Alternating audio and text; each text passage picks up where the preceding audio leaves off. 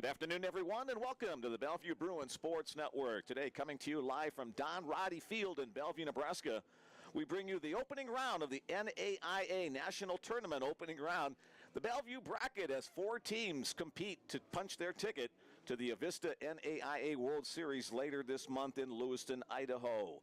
The 4 teams involved in this Bellevue bracket: the number 1 seed, the Bellevue University Bruins; the number 2 seed, the Doane University Tigers; the number 3 seed, the Oklahoma City University Stars; and the number 4 seed, the Grandview University Vikings. We're glad you're along for the ride today. Game number 1 of this bracket will commence in just a few minutes. That'll be between the number 2 seed, Doane University Tigers, and the number 3 seed, the Oklahoma City University Stars. This game has been pushed back a couple of hours. It's been a cloudy, drizzly day in the Bellevue, Omaha area this morning, so we didn't have to compete with the weather too badly. They decided to move things back. Instead of a noon start, we'll have a 2 o'clock Central Time start. Mick Krupski is my name. I'll be doing the play-by-play for today's broadcast. Alongside me is Chris Williamson. Chris, a former Bellevue University player, and the guy who will bring you the color commentary for today's game. The two head coaches meeting with the 4-man umpire and crew at home plate right now. Chris, let's talk a little bit about today's game between the Stars and the Tigers. What do you look for maybe for some opening keys in this one? I think it's going to come down to pitching, to be honest with you. These two teams are pretty evenly matched. The 2 guys that are going today on the mound are 2 very evenly matched pitchers, both similar records, both similar ERAs. I think it's going to come down to whichever pitcher can hold the offense down the longest. Doane plays in GPAC, and the GPAC doesn't get the recognition nationally that they probably should, to be honest with you.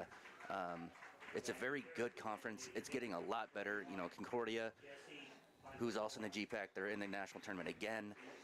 Made the series 2 years ago, lost to Bellevue last year, in the championship game to go to the series again. Doane, who's also been in the opening round last couple years as well. So this isn't new to them. I think the seeding may be new to them, but being here and being in this environment isn't new to Doane, and especially isn't new to Oklahoma City.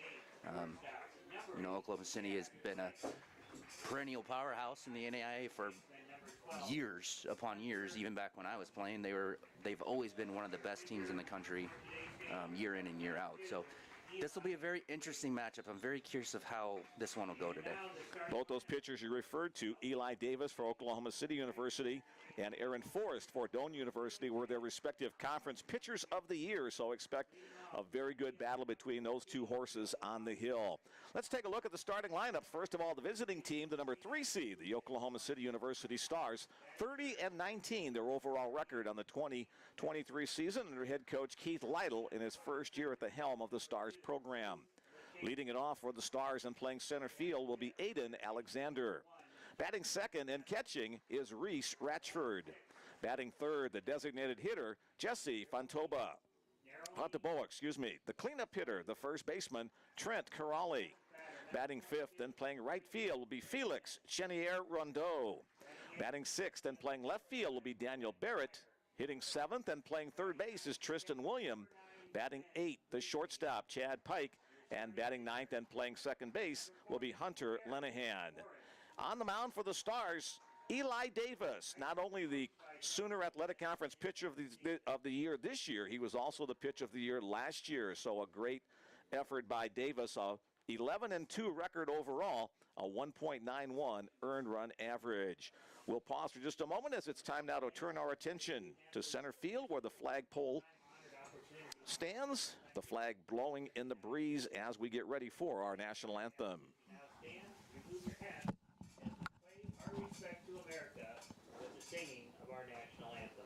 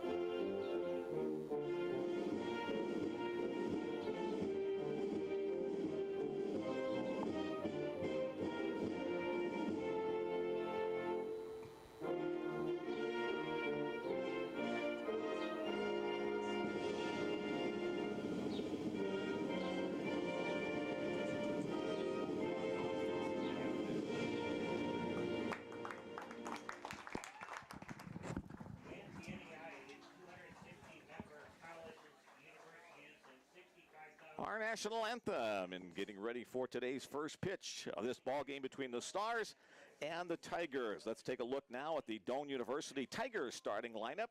The Tigers come in at 42-10 on the season, the number 2 seed in this tournament. Leading it off for the Tigers and playing left field will be Joe Osborne. Batting second and playing first base is Lucas White. Batting third, the right fielder, Nathan Mensick. The cleanup hitter is the second baseman, Luke LaChance. Batting fifth, the third baseman, Justin Nevels. Batting sixth and playing shortstop, Narumi Okiyasu. Batting seventh, the designated hitter, Christian Yanez. Batting eighth and playing center field is Brett Meyer. And batting ninth, the catcher, Ben Grigsby. On the mound for the Tigers, Aaron Forrest, the Great Plains Athletic Conference Pitcher of the Year, a 10-2 record, a 2.63 earned run average. So 21 wins on the season between Davis and Forrest. The Doane Tigers out on the field now. They'll be wearing the white uniforms with orange and black trim. Let's set the defense for the Tigers. Across the infield, it'll be Lucas White at first. The second baseman is Luke LaChance. The shortstop is Narumi Okiyasu. The third baseman is Justin Nevels. Across the outfield, Joe Osborne is in left, Brett Meyer is in center, and Nathan Mensick is in right. The battery for the Tigers, as we mentioned, Aaron Forrest on the mound, and behind the plate, Ben Grigsby, the big right-hander, getting his warm-up tosses as we look out over Don Roddy Field in Bellevue, Nebraska. Game time temperature 55 degrees.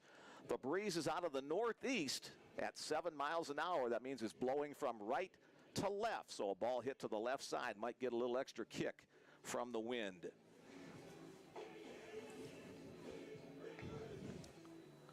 These two teams, very solid statistics on the season for Oklahoma City. They come in batting .303 on the year, an earned run average at 4.92.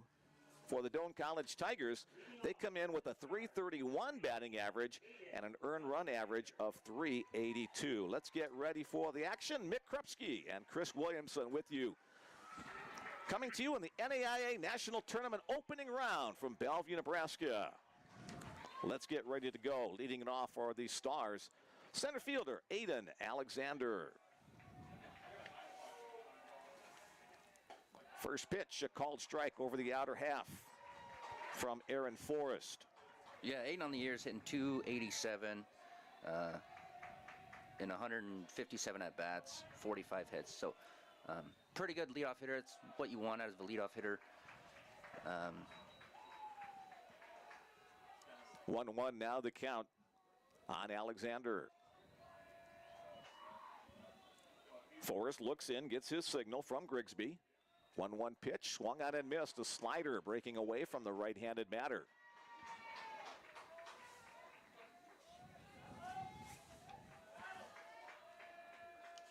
Forrest, a big guy out on the mound. This is his 15th appearance on the season. The 1-2 pitch, that one bounced to the plate.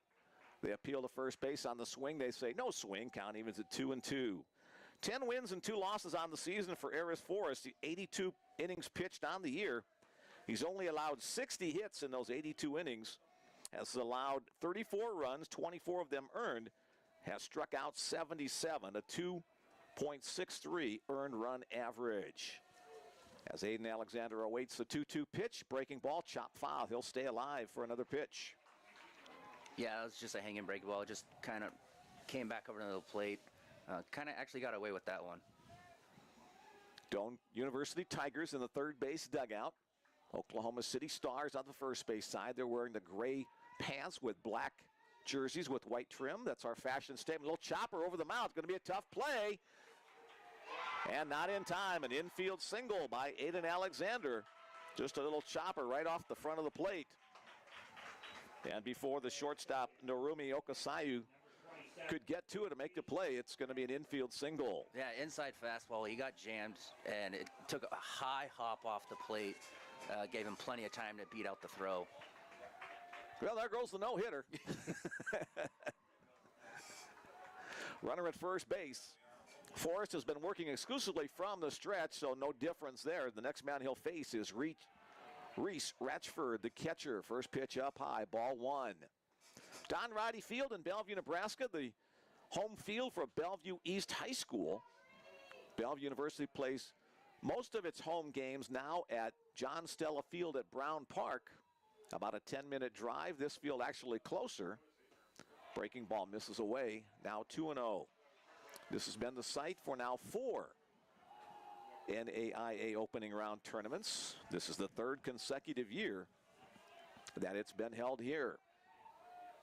Bellevue winning this regional last year to advance. Another fastball. This one's low and away. 3-0 the count on Reese Ratchford. Good alliteration there.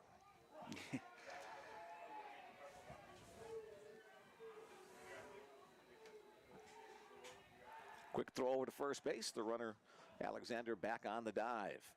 I'd be very curious to see if Aiden runs. I mean, 3-0 count. I'd be pretty surprised if he takes off here. I mean, he does have 12 stolen bases on the year. He's 12 for 15 on the year. But in this count, as he doesn't take off, and there's ball 4. So a 4-pitch walk puts runners at first and second. And the Oklahoma City Stars have a little something going early on in this scheduled 9-inning contest. Courtesy runner checking in. Number 20, that is Noah Kang will be the courtesy runner. Courtesy running for Oklahoma City. So he'll step into the lineup as stepping up to home plate and into the batter's box. Designated hitter, Jesse Fontaboa.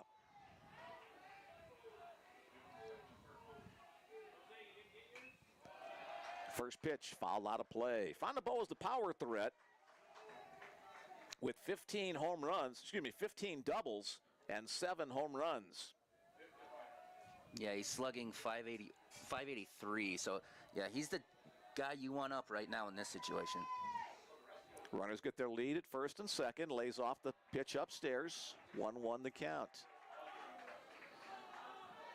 Probably not going to be sacrifice bunting with your 3-hole hitter in the top of the first inning, but you never know. Didn't show any sign of a bunt on this first hack.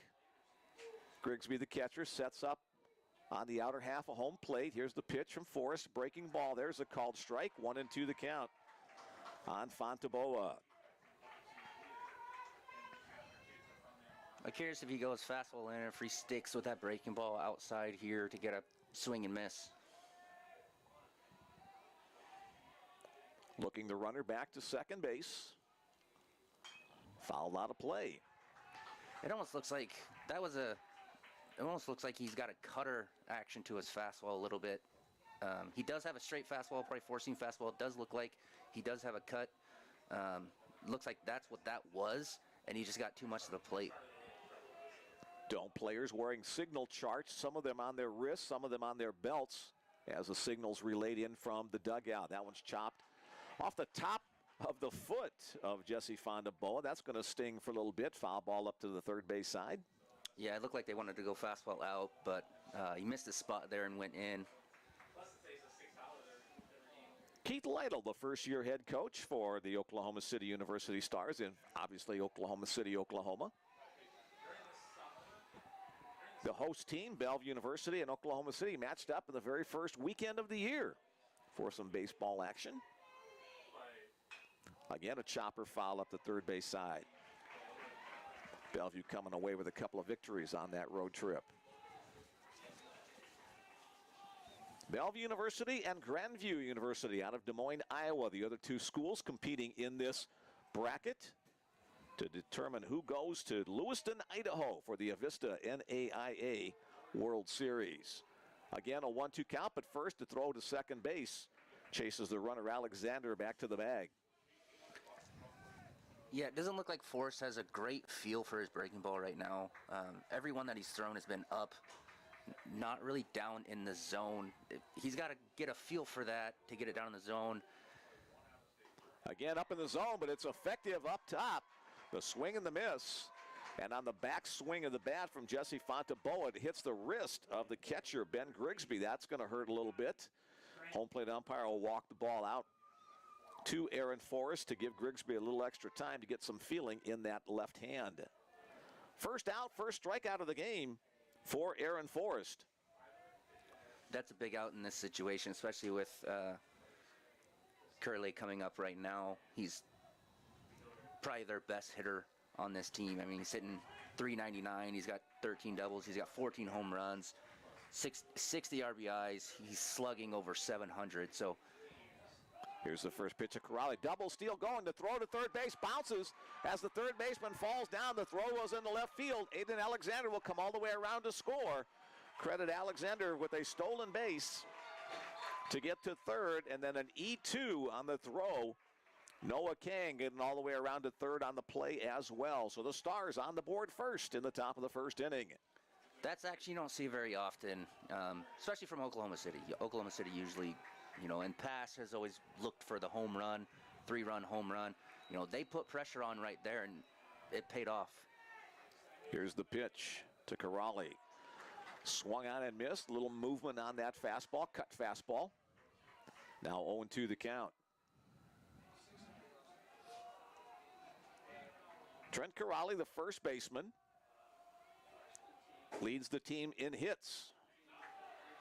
And that'll be a called strike 3. Again, the same pitch, a little different location, but back-to-back strikeouts for pitcher Aaron Forrest, who averages just under 1 strikeout per inning in his work this year.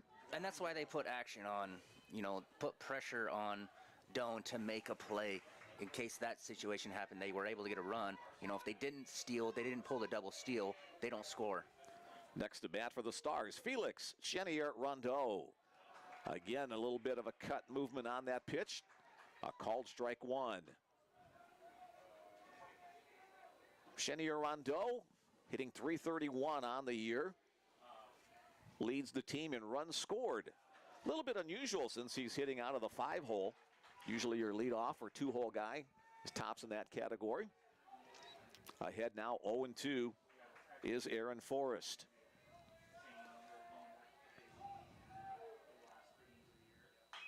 Chopper foul up the first base side. Doane University defense playing the batter to pull, especially on the infield. Second baseman Luke LaChance swung way around toward the first base side. Count remains 0-2. The next pitch, a breaking ball, breaks in under the hands for the strikeout to retire the side. 3 consecutive strikeouts after a hit and a walk. After a half, it's Oklahoma City University 1, and the Doane University Tigers coming to bat. Oklahoma City 1, Doane 0. 1 run on 1 hit. There was 1 error and 1 man left on base. So 1-0 our score as we get ready for the first at-bats for the Doane University Tigers out of Crete, Nebraska. About a hour and a half, 2-hour drive between Crete and Bellevue. As the Oklahoma City Stars take the field, let's set the defense for the Stars. Across the infield, Trent Corrali is at first base. The second baseman is Hunter Lenahan. The shortstop is Chad Pike. Tristan Williams is at third. Across the outfield, Daniel Barrett is in left. Aiden Alexander, who scored the first run of the game, is in center. And the right fielder is Felix Chenier Rondeau. The battery for the Stars, behind the plate is Reese Ratchford. And on the mound is Eli Davis, the 2-time Sooner Athletic Conference Pitcher of the Year. Yeah, like you said earlier, Eli's 11-2 with a 1.9 ERA, 94 innings pitched, 124 strikeouts. He's only given up 29 walks on the year. Teams are only hitting 200 against him. And, he's over 11, almost 12 strikeouts per 9 innings. This dude's your number 1. This dude is a true number 1. He's the guy you go out there when you need to win a big game. These are the guys that Oklahoma City gets. They usually have 1 or 2 of these guys every single year, sometimes 3, and that's why they have been so dominant. They're able to get these type of arms on the mound that you can throw out and will just take over a ball game. And it is very hard to prepare for as an offense. It's very hard to prepare for as a coaching staff when you're going to see a dude on the mound pretty much every game. Davis gets everything out of his body he can. 5'8", 160-pound southpaw. Can generate a lot of speed and also a lot of movement. And the first man he will face today, left fielder Joe Osborne.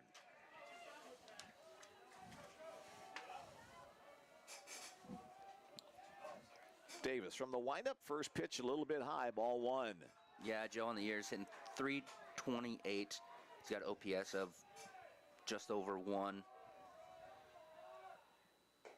Swung on and missed at that fastball. Good pop from both of these starting pitchers today. As we said, 21 combined victories on the year for Davis and Forrest. One thing you don't see very often as your leadoff hitter is, second on the team in home runs, as there's a strike 2. He has 14 home runs on the year. That's pretty darn good out of a leadoff hitter. The next pitch from White, line hard, but just fouled down the third base line on the stroke by Joe Osborne. The ballpark dimensions for Don Roddy Field, 325 down the lines, 400 to straightaway center field, about 380 to the power gaps. That one's hit solidly to center field. Center field on the move into right center field. The dive, he will not get there. Osborne on his way around first. He will hold up at second with the leadoff double for the Doane University Tigers fans. They roar their approval as both leadoff hitters for each team get on with hits to start the game. Yeah, that was a fastball in the outside corner. It was a good pitch, good location. He probably caught a little too much of the plate, and he was able to get a really good swing on it. And the ball just kept tailing from the center fielder. Aiden Alexander gave it a good effort, but just couldn't quite get there. The next batter for the Tigers, first baseman Lucas White. Working from the stretch now. Here's the pitch from Eli Davis, a called strike 1.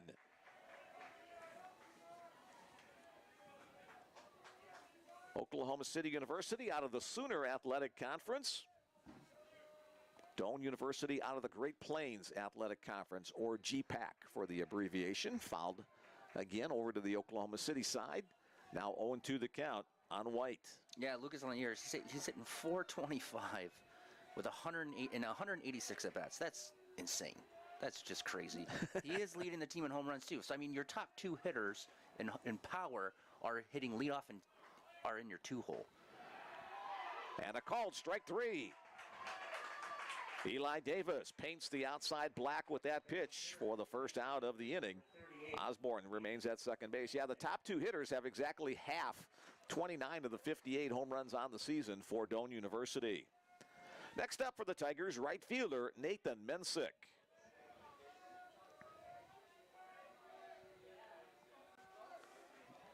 And Mensick's third on the team in home runs with 11. Breaking ball for the called strike 1. So far, Eli Davis has gotten ahead of each of the first 3 batters he's faced today. Joe Osborne gets his lead off of second base. Backdoor breaking ball stays wide, 1-1 the count. Eli hides the ball really well. He keeps it behind him until it's the last possible second, and then it just comes out of nowhere. That's why he's so effective. Comes set at the belt and delivers the 1-1 pitch. They'll peel to first base, no swing. 2 balls, 1 strike to count on Nathan Mensick.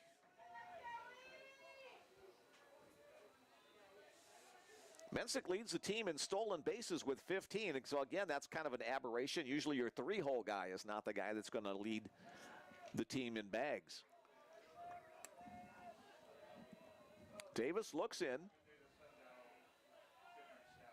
Overhand breaking ball, misses high, 3-1. Hitters count for Nathan Mensick. Yeah, his breaking ball, Eli Davis' breaking ball, it's more of a 12-6, maybe 1-7 type. It's not your big, or it's your big sweeping breaking ball. Bounce to the plate, blocked up by the catcher, but it'll be ball 4. So Nathan Mensick will head down to first base. So each team with a hit and a walk in this first inning.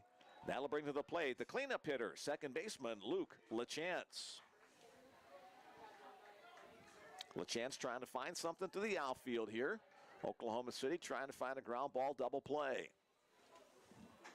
Davis comes set at the belt and delivers the pitch on the inside black for a called strike 1.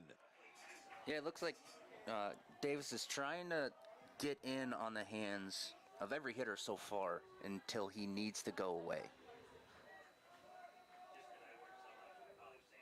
Again, the set, The double look to second base. Bunt is up in the air. It'll be the third baseman who'll field it for the second out of the inning. Tristan Williams collects that as the bunt attempt goes awry. That's not a bad idea. You know, he just popped it straight up. I think if he gets it down, he probably makes it a pretty close play. Load the bases, keep the pressure on. I actually like that decision. Next up for the Tigers, third baseman Justin Nevels. So the onus now on Nevels' shoulders. First pitch he looks at is upstairs. Nevels with 30 runs batted in on the year for the Tigers. Opportunity for them to even the score or take the lead with something on extra bases. Line foul, opposite field out of play. 1-1 the count. 2 out, 2 on for the Tigers, trailing 1-0 to the Oklahoma City University Stars. Doane is rarely taking a fastball.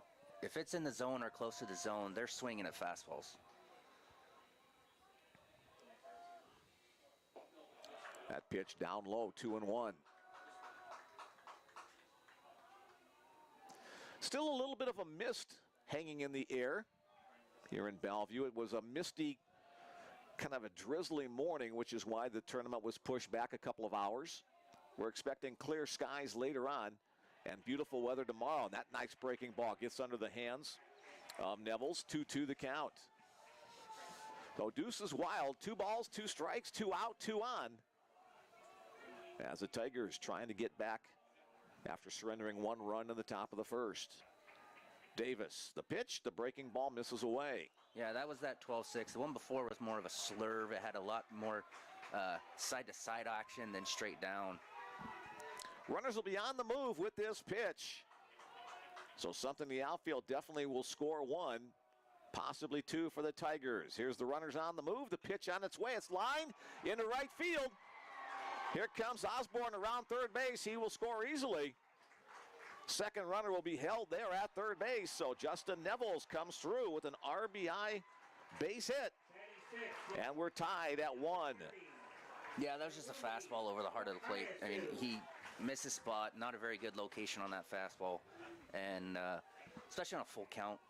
Personally, I'm not a fan of full counts or fastballs in full counts. Because more times than not, that's what they're going to be looking for. Because to a hitter, pitcher doesn't want to walk you and load the bases. So they're more than likely going to be looking for a fastball. So personally, I would have rather seen him throw, you know, his good tight breaking ball or slider that he threw a couple pitches prior. The next batter for the Tigers, the shortstop, Narumi Okayasu. First pitch, strike 1. Runners at the corners with 2 away. Okayasu hitting .337 on the year for Doane. That one's flared foul up the third base side and out of play. With Doane University being fairly close to the Omaha Bellevue area, nice crew of fans on hand. A few from Oklahoma City as well, but definitely the crowd size leaning towards Doane University. Runner goes from first base, swung on and missed. There'll be no throw, so a stolen base for Justin Nevels. That puts 2 runners in scoring position. Strike 3, sorry about that, 1 pitch behind. So the strikeout retires the side, no stolen base there. 1 run on 2 hits. There were no errors and 2 left on base after 1 complete. It's Oklahoma City 1 and Doane 1. Coming to you live from Bellevue, Nebraska, Don Roddy Field, we bring you the opening round of the NAIA Baseball Tournament Bellevue Bracket. One of the things that Chris and I like to do is invite you to be part of our broadcast as well. Here's my text message number. If you'd like to join us, send along a text. Let us know who you are, where you are, who you're rooting for. Any words of wisdom you want to pass along, help us with the broadcast. We appreciate that. My text message number is 402-515-7654. I know you're not sitting there with a pencil in hand, so I'll give that number to you several times during the course of the games. We always find it fun to know where people are listening in. We usually have several hundred people joining us for our Bellevue bracket or Bellevue broadcast. And we invite you to be part of it as well. Again, that number is 402 515 7654.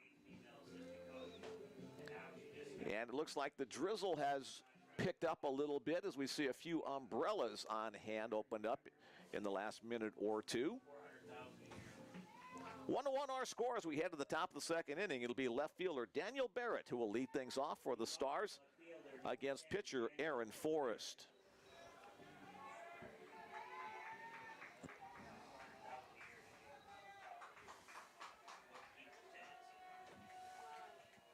Second left-hander of the order for Oklahoma City. First pitch fouled back to the net.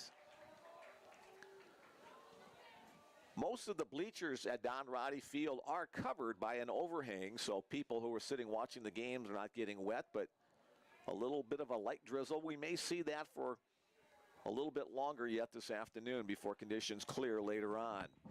Bounced in the dirt. 1-1 the count.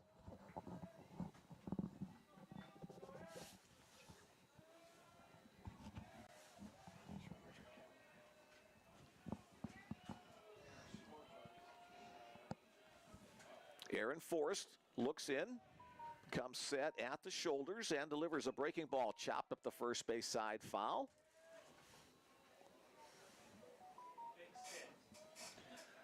And it looks like we've got some of our first texts of the afternoon coming in. We'll get to those in the half inning break. Thanks to you for playing along. 402 515 7654. Swung on and missed as Forrest pops the fastball past Barrett for the first out of the inning. 4 consecutive strikeouts for Aaron Forrest after letting the first 2 batters he faced get on.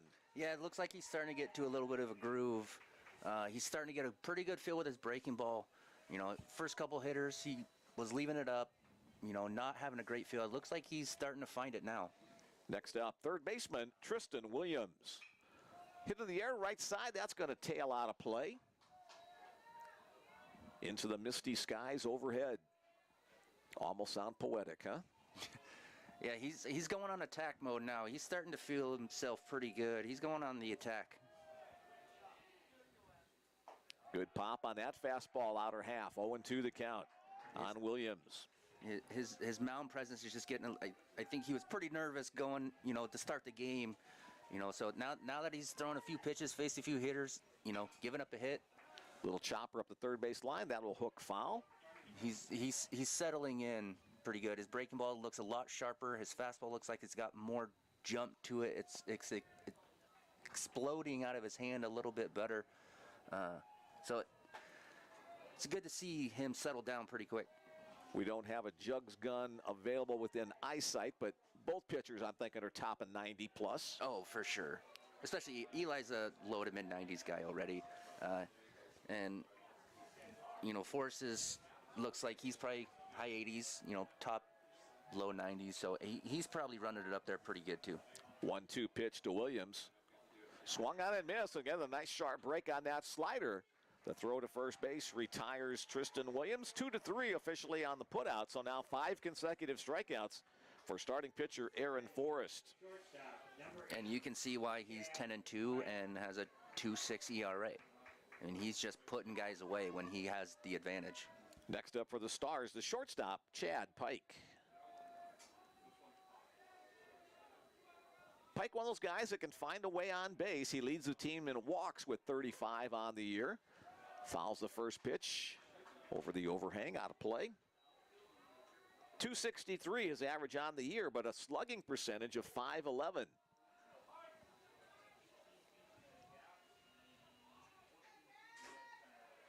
That fastball a little bit low.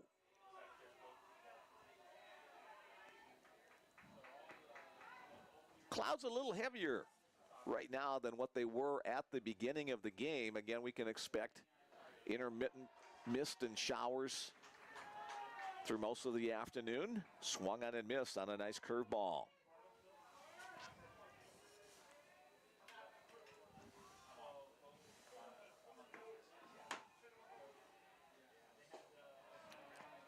Away to even it up at 2-2 on Chad Pike.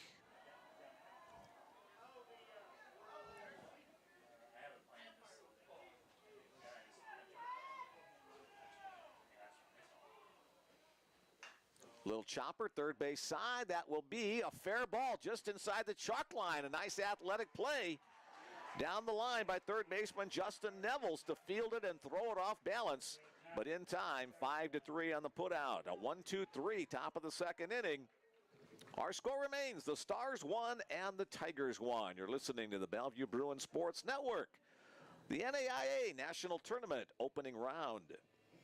All right, we got a whole bunch of texts in the queue. Some of them from Bellevue fans as well. Playoff Hubbas watching while at work while Cade's mom is freezing in the stands. That's from the Sakamoto family. Bellevue, Cade Sakamoto, they're his mom and dad listening here. Great start here. Dino from Omaha says hashtag go Doane. Dino, thanks for joining us today on the Bruin Sports Network. Watching from Gilbert, Arizona, go Doane, and a couple of exclamation points as well. Glad you guys are with us today. Hey, we're watching from Texas. Any chance you can update the score? Yeah, we're having a couple technical difficulties with the score right now. It is 1-1, so we're trying to get that figured out as we speak. All right, the little score bubble that's part of our computer program is taking the morning off or the afternoon off, so we'll try to get that fixed as quickly as we can. Watching third baseman Tristan Williams, watching from Waxahachie, Texas. Go Tristan. From Aunt Dina. Waxahachie, I think that's on the eastern part of the state, I believe. We've got Hawaii fans as well. The score on the live feed reads 0-0. We're trying to get that fixed, but we appreciate you letting us know and joining us from the Aloha State. All right, we've got a few more texts in the queue. We'll get to those when we can in the next half inning as we head to the bottom of the second inning, leading it off. Designated hitter, Christian Yanez. First pitch down low on the offering from southpaw Eli Davis. Yeah, Christian's hitting 375. He's got 21 hits. Lines that one out of play. He's slugging 500. He does have 2 home runs. So 1-1 the count on the DH. That one bounced to the plate. Don't know if the ball got a little extra slick that time. Coming out of the hands of Eli Davis. Want to obviously have a good grip when you release the ball off your fingertips. Here's the 1-2 offering. Breaking ball hits the zone, 2-2.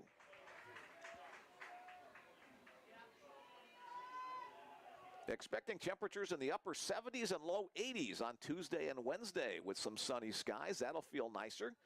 Swung on and missed, dropped by the catcher, and the tag applied at home plate. So back-to-back strikeouts for pitcher Eli Davis. 1 to finish the first and now 1 to start the second. yeah, that's the breaking ball I was talking about earlier, that if he can get a feel for that and make it more consistent in the zone and more down, a lot more sharper, he's going to be a lot better throughout this game. Center fielder Brett Meyer, the next batter for Doane, tries to bunt his way on, comes up empty on the attempt. 0-1 the count. I'm curious what that pitch was. It almost looked like, I don't know if he was trying to throw a changeup or just kind of took it. It had a little back action on it, Took something off of it with his arm velocity. Fouled out of play by Meyer. Meyer hitting .290 on the year for the Tigers. He's the 8-hole hitter. 9-hole guy, catcher Ben Grigsby on deck. Good pop on that fastball on the inside corner for the called strike 3. So both starting pitchers finding the groove. Forrest had 5 consecutive strikeouts. Davis now with 3 as his battle between their respective conference pitchers of the year continues. Here is the aforementioned catcher, Ben Grigsby.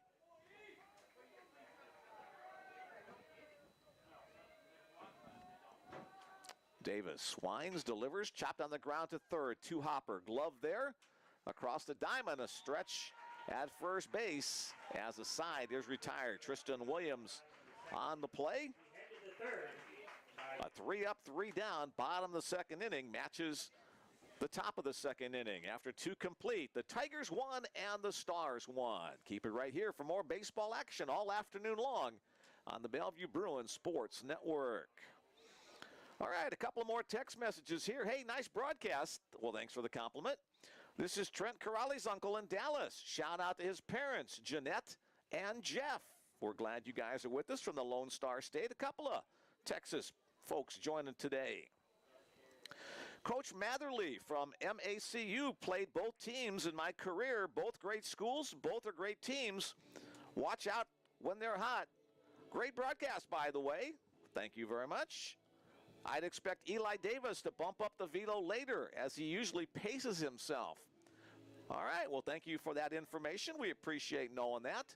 If you'd like to be part of our broadcast today, again, the text message number 402-515-7654. Keep that number handy all throughout the tournament as we invite you to be part of our broadcast.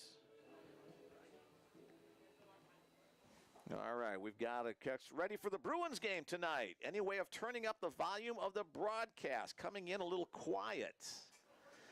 Okay, let's see. Those are heads. We'll see if that adjustment makes it any better. And one more before we get to the third. Oops, I hit the wrong button. Sorry about that. Shout out to my boy, Hunter Lenahan. Go Stars. Home run next at bat. Listening in Edmond, Oklahoma. So we're glad you guys are with us today as we head to the top of the third inning. It is Hunter Lenahan, the second baseman, to lead things off for the Stars. First pitch swinging, chopped to shortstop. Glove there, the throw across the diamond a little bit high, but the play was made. Shortstop Narumi Okiyasu, over to the first baseman Lucas White, 6-3 on the play. Yeah, just a routine ground ball to shortstop. He almost got the first baseman off the bag. He did a really good job in making sure he was able to get back to it. Back to the top of the order, second time through for Oklahoma City University. Here's center fielder Aiden Alexander. Swing and a miss on a cut fastball, possibly a slider from starting pitcher Aaron Forrest. Alexander got an infield hit and scored the first run of the game, scoring on an errant throw on a steal attempt of third. 1-1 now the count. It's not raining hard enough that the ball's going to get real slick. It's just kind of a light mist. Yeah, it's just more annoying than anything. Like my wife usually tells me, you're just more ground ball to second base. The play made there by Luke LaChance, and quickly 2 away in the top of the third inning. Yeah, it was just a slider, outside corner. Wasn't able to get a very good swing on it. So 3 pitches, 4 pitches, 2 ground balls, 2 outs. Very efficient work so far by Aaron Forrest. Next up, the catcher, Reese Ratchford. Ratchford walked his first time up. Looks at a called strike 1 on the first pitch from Aaron Forrest. I keep wanting to say Nathan Forrest. I'm an old history teacher, so I just kind of Civil War general. Swung on and missed. Nice movement on that breaking ball from Forrest.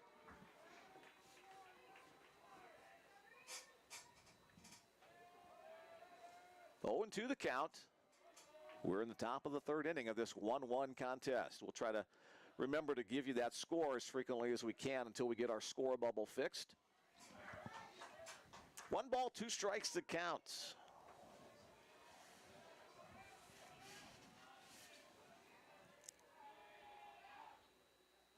Breaking ball, a little chopper off the end of the bat. Could be a tough play. Forrest able to get there and quickly toss it to first base. So 3 ground ball outs in the top of the third inning lead to a 3-up, 3-down inning. After 2.5, our score, the Stars won and the Tigers won. Coming to you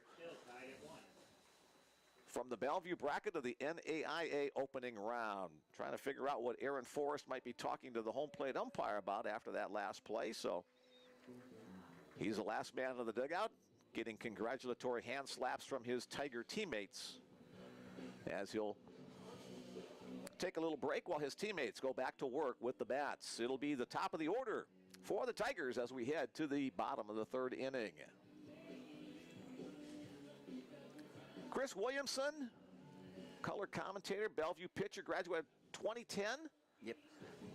I have socks older than that, but yeah, I have some experience playing against Oklahoma City, and it's not good. So. One of the, as you said in our opening, and one of the premier programs in the NAIA for many years. I think this is the 16th year that they've competed in the opening round. So yeah, my first year at Bellevue, we went down to Oklahoma and played them, and they showed me how good NAIA baseball is. I'll just say that. Obviously, legendary coach Doane who passed away this last year. He is and was Oklahoma City. You think of Oklahoma City, it's Denny Craybaugh. He is a legend in baseball at any level. It doesn't matter NAIA, D1, D2, D3. He is and was one of the best coaches in the country, and he will be sorely missed, especially at our level. Here we go with the bottom of the third inning. It'll be leadoff man, left fielder Joe Osborne on the first pitch from Eli Davis is upstairs, ball one. Hey, also want to say thanks to Rich Tortorelli from the athletic department in Oklahoma City University for sending along some notes and pronunciations to help us with our broadcast. So, Rich, thank you for helping along with that. 1-1 the count on Osborne. Osborne with a solid double leading off the first at-bat for Doane. Breaking ball low, 2-1 the count. 1-1 our scores. We're still trying to work on the score bubble here. Chopped off the front foot of Osborne. That'll be a foul ball. It'll even the count at 2-2. Yeah, as you saw, the score bug had to get taken away. Again, we're still having technical difficulties. Once that gets fixed, we will get it back up. We will keep you updated as much as we possibly can about the score. 2-2 the count.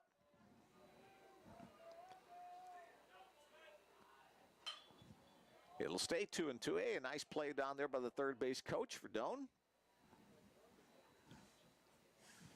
Let's give our coaches salute for the Doane Tigers. Josh Holtman in his 7th year, the head guy.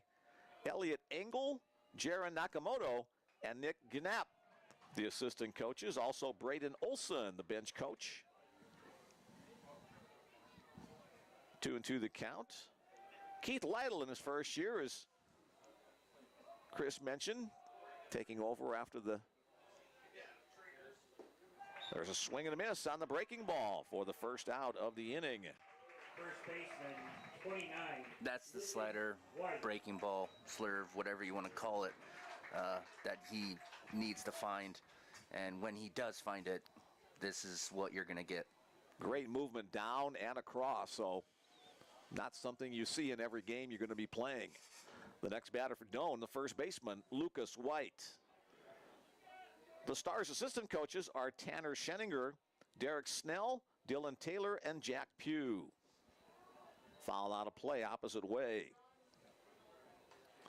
5 strikeouts so far for Aaron Forrest, all of them coming consecutively. 5 strikeouts now for Eli Davis, as the starting pitchers matching each other pitch for pitch. 2 balls, 1 strike to count on Lucas White, a strikeout victim his first time up in this lefty-lefty matchup. Breaking ball on the outside corner, evens it at 2-2. Yeah, that was a lot more sweeping, a lot more hook to it. It wasn't sharp, which is what he wanted to do in that count. That's a very good pitch. Chopped on the ground to second base. Handled there by Hunter Lenahan on the 4-3 putout, the second out of the inning. Yeah. Right fielder Nathan Mensick. I was just saying that looked like more of his 12-6 breaking ball than that sharp slider slurve for that ground ball. In Major League Baseball, too, the announcers are using the term the sweeper more and more. You hear that, kind of the pitch of a slider that has a little extra horizontal movement on it.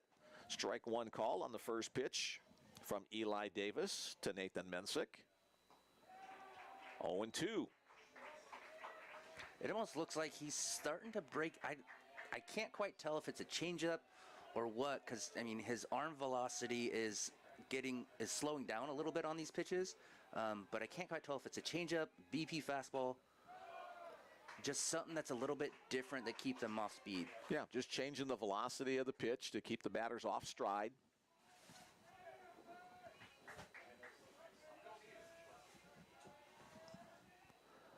Kind of a sidearm delivery that time as Davis dropped down a little bit. Which if he starts breaking that out and can throw that consistently, like that's just unfair. Here's the 1-2 pitch. Off the end of the bat, down the third base side, charging hard the third baseman on the money with the throw. The play made by Tristan Williams, and the side is retired. So after that first inning where both teams had base runners, it's been a display of 3 up, 3 down over the last 2 complete innings. After 3 complete, the Stars won and the Tigers won from the opening round of the 2023 NAIA National Baseball Tournament as the ground crew brings out the brooms to give the field a little manicure. Some of the guys on the Bellevue University squad getting a little extra work in here. During the regular season, Bellevue University plays its home games at John Stella Field at Brown Park in Omaha, which is a synthetic field turf field. Don Roddy, obviously, a natural grass and dirt field. So old-fashioned baseball facility. This facility has been here since the 1980s. Don Roddy was a local Bellevue politician who helped push for the building of this field. He also had played some minor league baseball when he was a young man. So baseball was near and dear to him and helped to get this facility built over 40 years ago now. Another quick check to see if we've got more texts in the queue. This is Lou Sassel saying, "Go Stars." Lou, glad you're with us today. Hope I didn't slaughter the pronunciation of your last name there. Fort Collins, Colorado is cheering on the Oklahoma City Stars. Glad you're with us. That always, every time I hear Fort Collins, Colorado, I think of the movie League of Their Own. Yeah. Watching from Texas, from Tomball, Texas, Go Stars. All right, so a pretty good split today between the number of Stars fans and the Tiger fans. Again, that text message number as the ground crew finishes up its work, 402-515-7654. Again, if you're just turning us on, we are having issues with our score bug. So we're trying to get that situated. The score is 1-1 in the top of the 4th. And leading off the top of the 4th inning, designated hitter Jesse Fontaboa. Hit well to left field. It has some carry, and that one is on the street. A 400-foot-plus home run leading off the 4th inning by Jesse Fontaboa gives the Stars a 2-1 lead. That was a hanging break ball, and he did not miss it. He hit it a long ways, and I'm pretty sure everybody knew it was gone as soon as he swung at it and launched it over left center field. For Fontaboa, that is his 8th home run of the year and his 29th run batted in. So a charge to start off this top of the 4th inning. Next up for the Stars, first baseman Trent Corrali. Back through the box, so a blast and then a solid contact single by Corrali. The first 2 runners have reached in this top of the 4th inning. 2-1 our score as right fielder Felix Chenier-Rondeau steps to the plate. That's fastball right down the middle. He was able to hit a hard ground ball through the up the middle, right back to pitcher. Forrest, after allowing a couple of hits, tries to get back to work against Chenier-Rondeau. Misses low on the first pitch.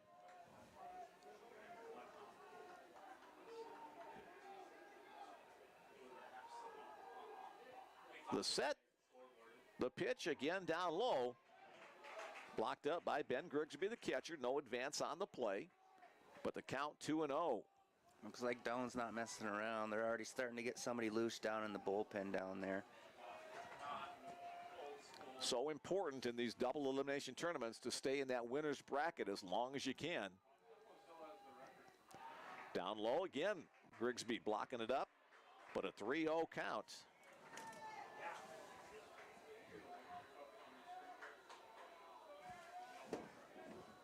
Action in the bullpen for Doane, Jake Johnson. Getting to work very quickly down there.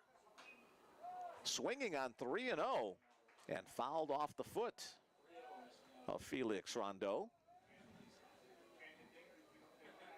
Chenier Rondeau from Blainville, Quebec.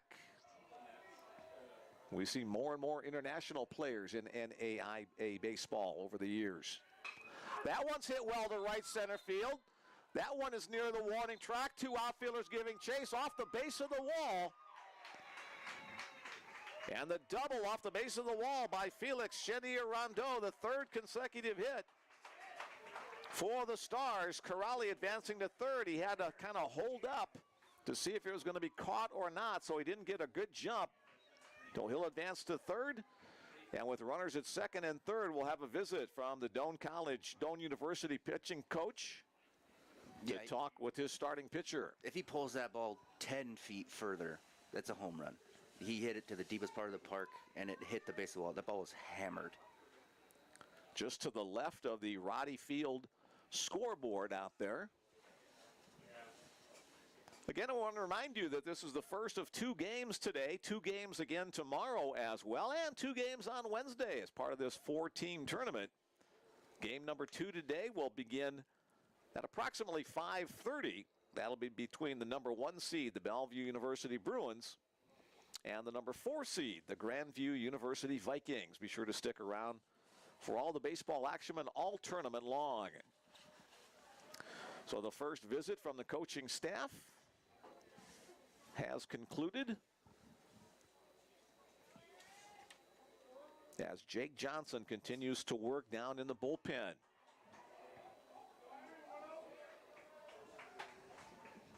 After 2 consecutive 3-up, 3-down innings, Aaron Forrest has run into some trouble in the 4th. Next up, left fielder Daniel Barrett. First pitch swinging, chopped to second base. Runner's going to try to score. The throw is in time. Nicely executed by the second baseman, Luke LaChance. Barrett reaching on the fielder's choice, but Corrali cut down at home plate.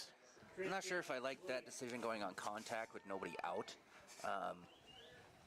That way, you're giving them a free out. They weren't playing completely in. They were playing halfway, so I understand it. But with nobody out, don't take that risk of getting, now you're only have 1 guy in scoring position instead of 2 with 1 out. Chenier Rondeau did not go on the play, so he'll still be at second base. Now runners at first and second, and the batter is third baseman Tristan Williams. Because now you're in a double play situation right here, where if you don't go on contact, you're in the same situation except with 1 out and a ground ball can score a run. Now a ground ball here gets you out of the inning. Here's the 1-0 pitch to Williams, showing bunt. But a foul ball, the home plate umpire says a hit off the front foot of the batter before going into fair territory, so the runners will return. Yeah, if you're going to try to score Corrali, the lead runner, then you at least also have to have Chenier Rondeau, the trailing runner, advance 90 feet on the play, because if they're going to throw to home, they're not going to throw to third. It was almost like they weren't quite on the same page base running wise, so I think one wanted to go on contact, which I understand it. Runner goes from second to third. It'll be a stolen base. A great jump there by Felix Chenier Rondeau for the stolen base. And Barrett, the trailing runner, also advancing. Looked like Grigsby had a little bit of trouble getting the handle of the baseball after catching it in the webbing of his glove. So now the Stars do have 2 more runners in scoring position and 1 out. Again, the infield will be playing up. Pop straight over our heads, out of play. I'm curious if that stolen base was called from, third base coach, or if that was a read by the runner at second base, because it didn't look like the runner at first had a very good jump. It looked like he reacted to the runner at second base. Here's the 2-2 pitch. Fastball down low. So full count on Tristan Williams, a strikeout victim his first time up. A chance for him to do some damage in this top of the fourth inning.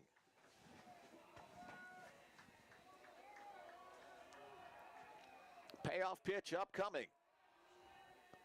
Swung on and missed. A nice hook from Aaron Forrest for the strikeout of Tristan Williams for the second out of the inning. That is a huge strikeout in that situation. Number 8, Chad Pike.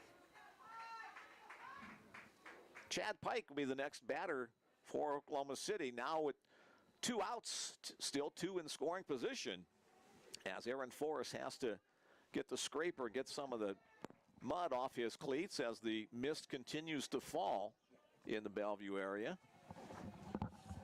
So a critical juncture of the game in this top of the fourth inning. Can Pike deliver, or can Forrest shut down the side? First pitch, chopper off the foot of the batter, Chad Pike. That's the third, possibly fourth time we've seen the ball hit off the feet of batters in this game. You know, you'll see it occasionally once or twice a game, but tough day for feet. Yeah, it tells me that just tells me that the pitchers are living on the inside corner. They're not afraid to pitch in, which is good to see. You know, going back to Ford, after giving up that home run, yes, he's given up a few hits, but he's still going on the attack. He's not letting it affect how he's throwing and with the conviction that he's throwing. Chopper foul will take the count to 0-2. So Aaron Forrest 1 pitch away from getting out of trouble in this top of the fourth inning.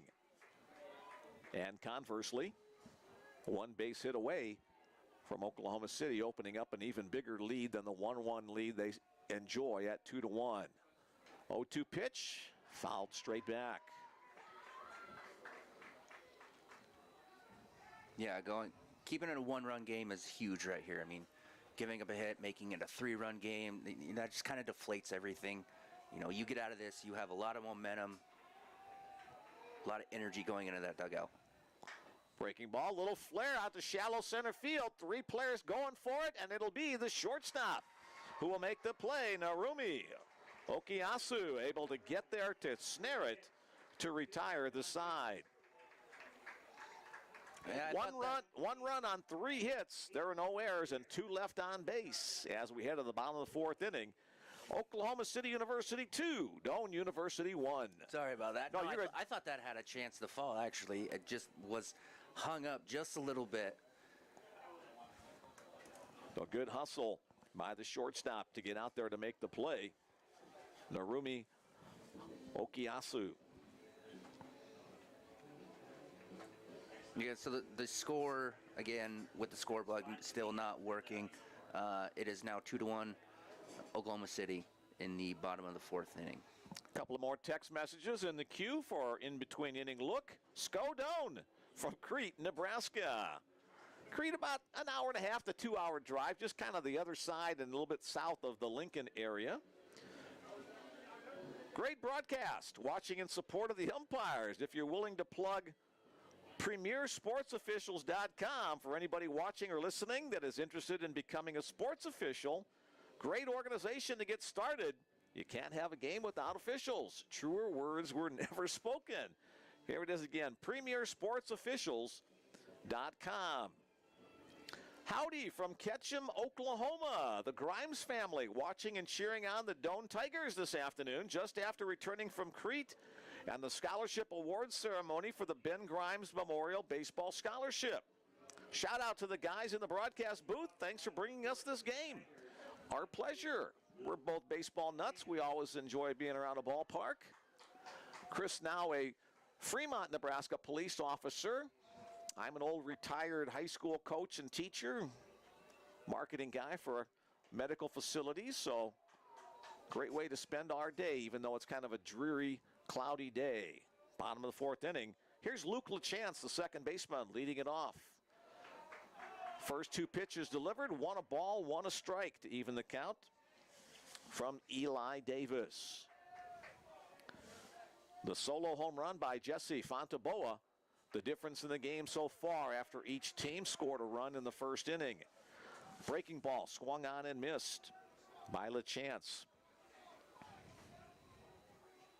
LaChance tried to bunt his way on the first time up today. Bounced to the plate. Catcher Reese Ratchford keeping it in front of him. Looks like Ratchford wearing a little earpiece, getting the signals relayed in from the Oklahoma City bench. Fouled back. Count remains 2-2. Curious if he goes back to a fastball or if he throws that hard slurve in under his hands. Chopper up the middle over the pitcher. Deep second base and through. LaChance with a big turn around first base, but that's where he will stay. A four-hopper through the middle. And the leadoff guy for the Tigers in the bottom of the fourth inning is on. That'll bring to the plate the five-hole hitter, third baseman Justin Nevels. Nevels got the RBI for the Tigers that drove in Joe Osborne in the first inning. Let's see what head coach Josh Oltmans will be doing in the bottom of the fourth inning of this scheduled 9-inning contest. 10-run rule does apply if it would come into play after 7 innings. But as both Chris and I have commented, it's probably going to be a low-scoring contest with these two stud pitchers on the hill. 0-1 the count on Nevels.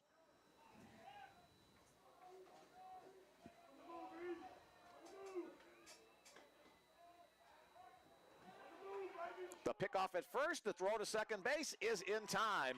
1-3-6 on the pickoff move that retires Luke LaChance. So that crafty left-handed move. Yeah, and that's what makes him so effective. I mean, you're not going to get a big lead. You can't go first movement because he's just going to throw over. That's what makes lefties so good.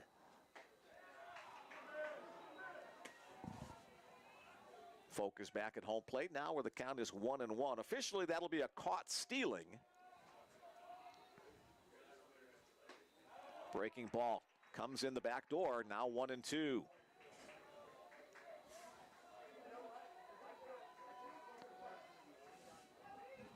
Five strikeouts so far for Eli Davis. That one stays away and will wind up back at the screen. Davis averaging almost 12 strikeouts per 9-inning contest.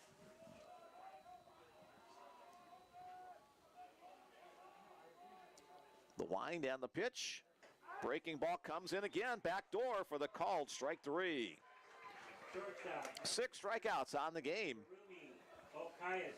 for Eli Davis. Next to the plate for Doane, the shortstop, Narumi Okayasu.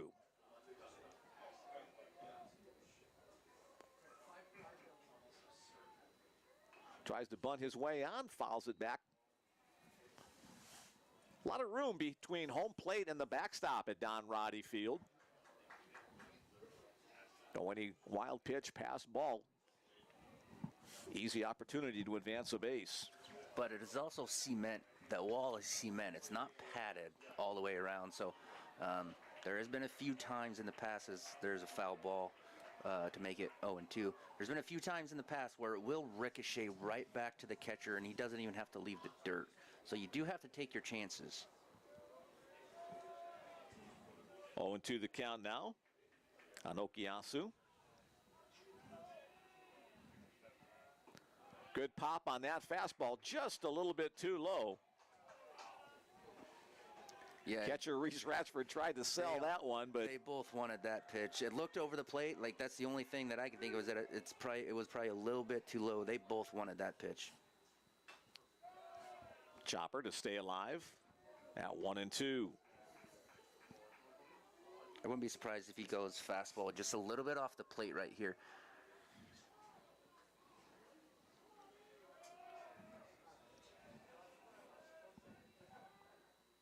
Swing and a miss on the breaking ball for the strikeout to retire the side.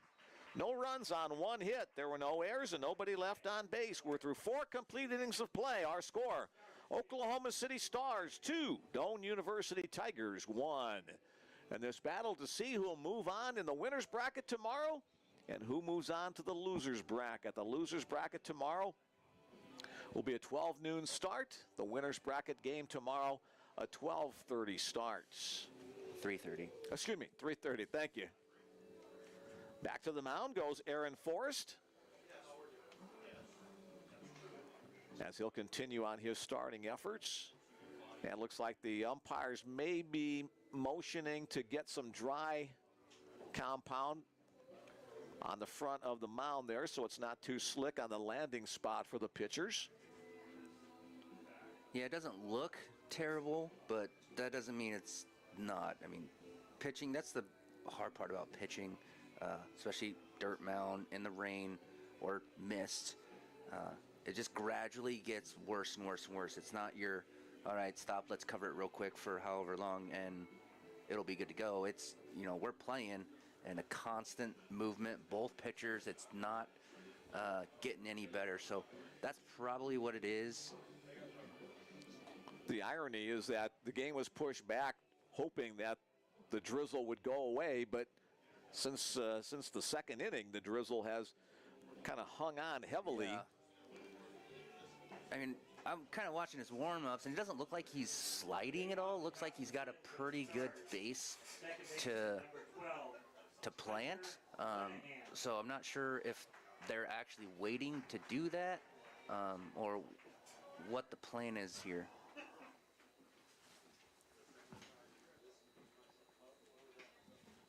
Part of the issue is that the drying compound and agrolime and things like that are in a storage shed way down the right field line, so not sure if somebody's been dispatched down there to bring some in or whatever, as we're just kind of standing around watching the mist come down. To go down and work on the mound.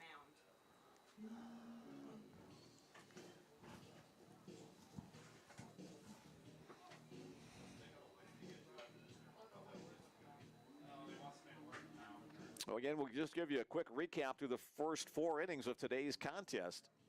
Oklahoma City University Stars 2 runs on 4 hits. They've committed no errors.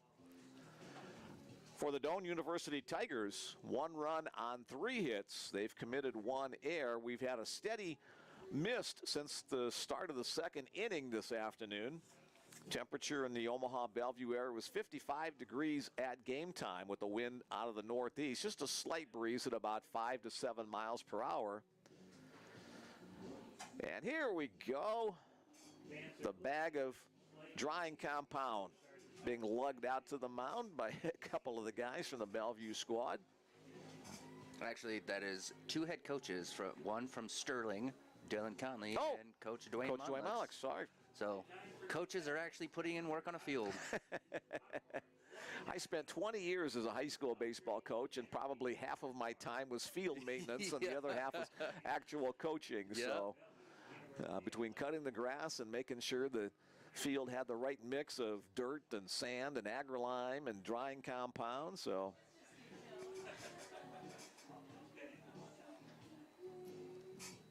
the drying compound they apply actually is kind of like kitty litter. It's designed to kind of suck up the moisture and provide a better footing.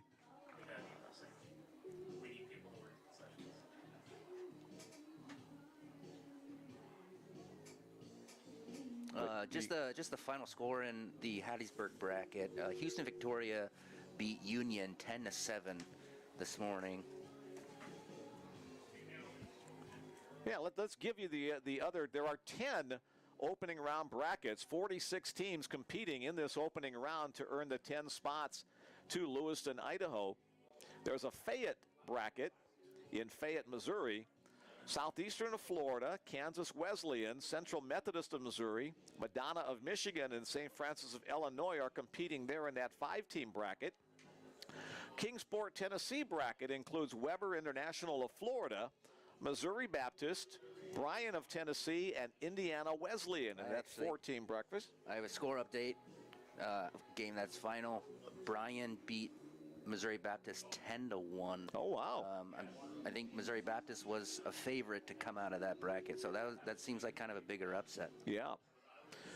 In the Lewiston bracket in Lewiston, Idaho, the 4-teamer there, Hope International of California, Science and Arts of Oklahoma, which has been in a couple of the rounds here at Bellevue over the years, Concordia of Michigan, and Lewis and Clark State, the home school there. The Shreveport, Louisiana bracket includes LSU Shreveport, McPherson of Kansas, Morningside of Iowa from the GPAC, Mid-American Nazarene of Kansas, and Dillard of Louisiana competing there. The Williamsburg, Kentucky bracket includes Cumberlands of Kentucky, Mobile, Alabama, Columbia, Missouri, and Reinhardt of Georgia. The Hattiesburg, Mississippi bracket includes William Carey of Mississippi, Texas Wesleyan, Ave Maria of Florida, Union of Kentucky, and Houston Victoria out of Texas. And we'll continue with that as we're ready to get back to the baseball action as Doane Monlux, rake in hand, hustles off the field. We're in the top of the 5th inning. 2-1 our score. Oklahoma City leading, and leading off the top of the 5th inning, second baseman Hunter Lenahan. First pitch swinging into right center field. That's going to drop for a base hit, and looks like it's going to drop for extra bases as Lenahan rounds first base. He'll slide into second base, and Hunter Lenahan gets things started for the Stars with a leadoff double. I'm curious to see if they bunt here or if they're going to stick to just putting good swings on the baseball. Top of the order, center fielder Aiden Alexander. He's 1 for 2 today as the third base coach runs through a series of signs. It wouldn't surprise me if he bunts here with the heart of their order coming up. It wouldn't shock me whatsoever. First baseman playing in on the infield grass. Shows bunt, pulls it back as the breaking ball misses away. Yeah, if they continue to sacrifice, look for him to bunt up the third baseline as the first baseman's already charging. So that would mean that the pitcher would then go over, cover the third baseline to record that out on that side. Again showing bunt, again pulling it back as it misses in, 2-0 to count. And compounding the situation with the misty conditions, the ball's going to come a little bit wet off the grass. If you get the bunt down, your footing is not going to be quite as secure because of the wet grass. So let's see what happens on the 2-0 pitch. Forrest looks the runner back to second. Bunt right back to the mound. Forrest fields it, looks to third, then decides not to go that way and instead goes to first base. The sacrifice is successful for Aiden Alexander, 1-3 on the putout at first base. He got away with that. You know, if Forrest would have went 3 right away, the guy was out at third base. But he kind of hesitated, looked, and then went to first. But if he thinks going to third base immediately, just turns and throws, the guy's out at third base. I agree with you. Next up for the Stars, the catcher, Reese Ratchford. And that's going to get away from the catcher all the way to the screen. Here comes the runner, Lenahan, from third base. He will score. Let's get the official ruling from Bill Mullins. Wild pitch or pass ball? Wild pitch is the official ruling. Bill Mullins, the associate sports information guy for Bellevue University, our official scorer for the tournament. I disagree with that. Yeah. That is a pass ball. The catcher went off the catcher's glove. Catcher did not catch the baseball. You go down there and arm wrestle with Bill then. So Nope. He made the call, but I can disagree with it. 3-1 now the score. Oklahoma City in the lead. Only one of their runs so far today has been driven in. The other two have scored. One on an error on the throw and now on that wild pitch. 1-1 the count on Ratchford. A walk and a ground out so far his body of work today. Lays off that breaking ball outside. Again, action in the bullpen for Doane. And again, it is number 21, Jake Johnson, warming up. That ball hits the outer half for the called strike 2. 2 balls, 2 strikes on Ratchford. Pitch count starting to get up there now for Aaron Forrest.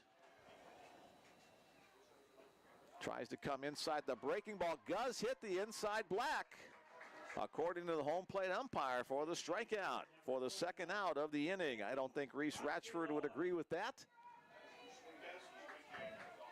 Now with 2 outs, the batter, the designated hitter, Jesse Fontaboa.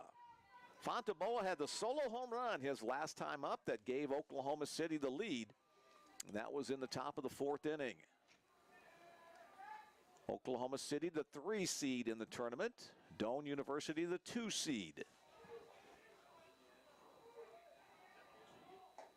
Strike 1 call on the cut fastball from Forrest. Forrest is pitching well. I mean, he's pitching really well. A few mistakes defensively. I mean, he made one mistake, gave up a home run as there's ball 1. But he's pitching well. He's getting out of jams, major jams. I mean, this game could be out of hand by now with the amount of jams he's pitched out of already just in 5 innings. A gutsy performance. That pitch misses off the edge. 2-1 to count. You know, but when you're going up against Eli Davis, who's throwing on the other side, you almost have to be perfect to beat him. Fontaboa chases the high fastball, comes up empty on the foul tip. Count goes to 2-2.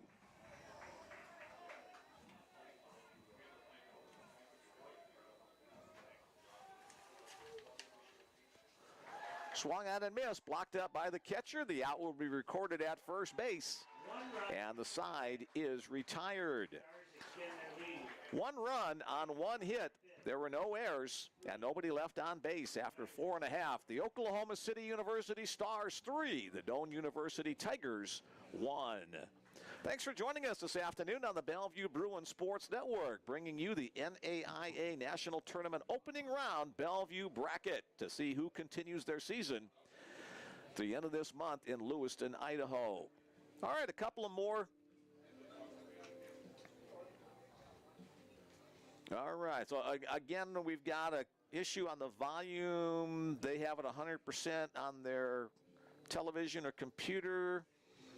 We've got it at full volume here, so I'm not. Let's see. We're all of our settings on this end seem to be where they should be. Chris will plug it up just a little bit. Yeah, don't go too far because then it gets all mushy, but we'll see if that kind of helps a little bit. One more text in the queue. The Carsons from Durant, Oklahoma say, "Go Stars." All right, Carsons, glad you are with us today in the Bellevue Bruin Sports Network. Again, let's give out that text message number if you want to be part of our broadcast today. Let us know where you are, who you're rooting, any other words of wisdom within reason that you'd like us to pass along. Mick Krupski and Chris Williamson bringing you the broadcast today. First of 2 today. 2 games tomorrow, 2 games Wednesday, and the possibility of 1 more on Thursday before this tournament is wrapped up. Here we go at the bottom of the 5th inning. Designated hitter Christian Yanez will start it off for Doane. Breaking ball from Eli Davis starts things off with a strike. 7 strikeouts on the game for Eli Davis. Another breaking ball, a swing and a miss, 0-2 the count. I like the adjustment Eli's making, you know, second time through the order, almost third time through the order. First time through, he pounded a lot of fastballs. He was very fastball heavy. You know, this time through, he's been very breaking ball heavy, very almost pitching backwards to an extent, as there's another breaking ball for a ball, make it 1-2. So I like the adjustment he's making this next time through the order. Here's the 1-2 pitch. Swing and a miss. Again, that sweeping breaking ball from Davis. Now 3 consecutive strikeouts by the crafty southpaw. He had 3 consecutive strikeouts earlier in the game, so the second time he has done that back-to-back Ks. Next up for the Tigers, center fielder Brett Meyer. That pitch bounced to the plate as Davis does a little grounds crew work with his spikes on the mound. And it seems the clouds are lightening up a little bit over the last half inning or so. Hopefully the worst of the drizzle is done for the day, but you never really know with springtime weather in the Midwest. 1-1 the count now on Meyer. Swing and a miss. Again, the bottom just dropped out of that breaking ball. He's starting to feel really good with that breaking ball right now. It's starting to be a lot sharper. It's a lot deeper into the zone before it's breaking. There it is again, but this time just up a little bit. Again, Ratchford wanted the call, tried to help convince the home plate umpire, but count goes to 2-2. Dropped down a little bit, and that one got a piece of the batter, Brett Meyer, so he will head to first base on the hit by pitch. First hit batter of the day for either pitcher. I actually don't mind that pitch. Yeah, it hit him on his back foot. You know, it was a breaking ball that's supposed to be down under his hands. You know, playing against Oklahoma City for a very long time, you know, when it's 2-strike count, 1-2 count, and they throw a back foot breaking ball, that's actually where they want their breaking ball to be. So the hitter just didn't swing and didn't move. So that's actually not a bad pitch or a bad location whatsoever. We've got a pinch hitter coming up for the Tigers here. Jack Tillman, a senior from Omaha, will pinch hit in the 9-hole spot for catcher Ben Grigsby. Jack Tillman. Yeah, he's hitting 340 on the year. He's had 100 at-bats, 34 hits, obviously. Only 1 home run, 24 RBIs. Looks at a breaking ball for a called strike 1. Brett Meyer, the runner at first for the Tigers, trailing by 2 runs. Jack Tillman, the batter at the plate. The move over to first base will send Meyer back. Davis already has 1 pickoff on the day, so Tiger base runners will be a little extra conservative on their leads. Swung on and missed, 0-2.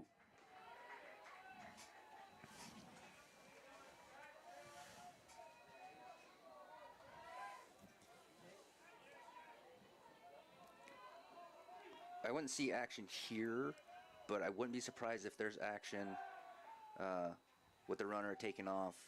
You know, if this next ball is a... And we've got a balk called on the move to first base from Eli Davis, so that will advance Brett Meyer to second on the balk called. No argument, and now we're going to get a little argument from the Oklahoma City coaching staff.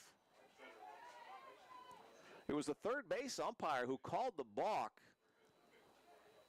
Four-man umpire and crew here in the tournament, and so now he'll come over and talk with head coach Keith Lytle. It looked like he stepped properly. I don't know if there was some movement with the shoulders, perhaps. I'm not sure. I was actually looking at the base runner, you know, for his lead. I wasn't even watching, you know, what he was doing. Obviously, third base umpire Mike Andrick obviously saw something. You know, Mike Andrick is, you know, one of the best umpires in the area, so he's very good at what he does. So he obviously saw something. I don't know if it was movement towards the plate. I'm not quite sure what it was. Whatever it was, the runner now in scoring position. Here's the 0-2 pitch to Tillman. Up and away, 1-2. An opportunity for the Tigers in the bottom of the 5th inning to get a little closer, trailing by 2 runs, 3-1 our score. Davis looks in to Ratchford, gets his signal, sets at the belt, looks the runner back, and delivers. Fouled back to the screen by Tillman. No, this is a major inning right here with the guy in scoring position. Yes, you're down 2, but getting it to a 1-run game just changes the game dramatically. It changes your mentality dramatically if you're down 1 rather than 2. So they'll be looking to score this run. Breaking ball, fouled at the plate. And obviously, if you're, you know, Oklahoma City and Eli Davis, you obviously want to keep him there. You want to keep it a multi-run game. You know, don't let them get any life. He's doing a very fantastic job at keeping the momentum on his side and keeping, you know, Doane's bats, you know, keeping them quiet. Again, the 1-2 pitch, and again fouled by Tillman. Good battle between these two. Tillman, a graduate of Elkhorn South High School, so he's probably played a couple of games here at Roddy Field during his high school career. Bellevue East and Elkhorn South, part of the Omaha Metro Conference. The battle between Eli Davis and Jack Tillman will continue. That pitch, breaking ball, fooled Tillman for the strikeout for the second out of the inning. Yeah, Tillman knew it right away. You know, didn't even act like it was a ball, just turned around, walked right back. That was a fantastic at-bat on both pitcher and hitter. I mean, it was great to see. 9th strikeout of the game for Eli Davis. Doane turns the order over one more time. 3rd time through the order. Here's left fielder Joe Osborne. Breaking ball, misses away. Throw down to second base, a little bit wide. A nice save by second baseman Hunter Linehan to get back to that one. Keep it from going out into center field. Osborne, a double and a strikeout so far today.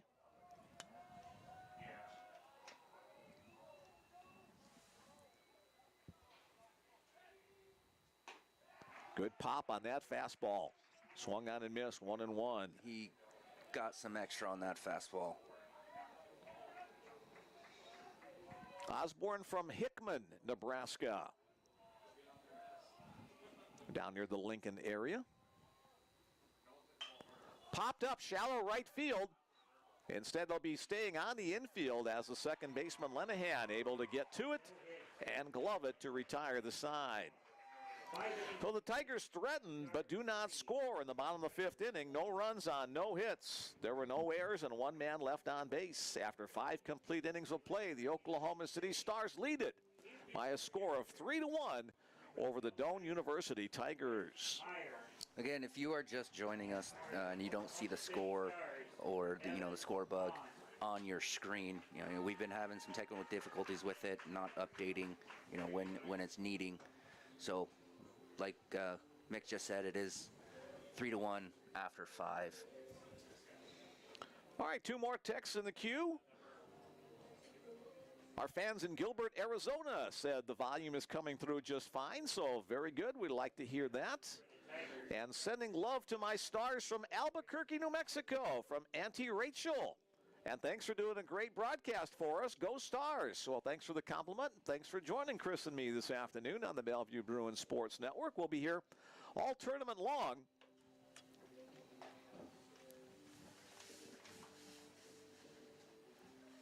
One more game yet today between Bellevue University and Grandview University is our doubleheader. Pushed back 2 hours because of the weather earlier today. And continuing on now, we're expecting the clouds probably to hang with us most of today. We hope the drizzle will stop. The advanced forecast looks like temperatures in the 70s tomorrow with sunny skies. That'll be great. And then low 80s maybe on Wednesday. Here we go with the 6th inning. Cleanup hitter Trent Corrali, the first baseman, will lead things off for Oklahoma City.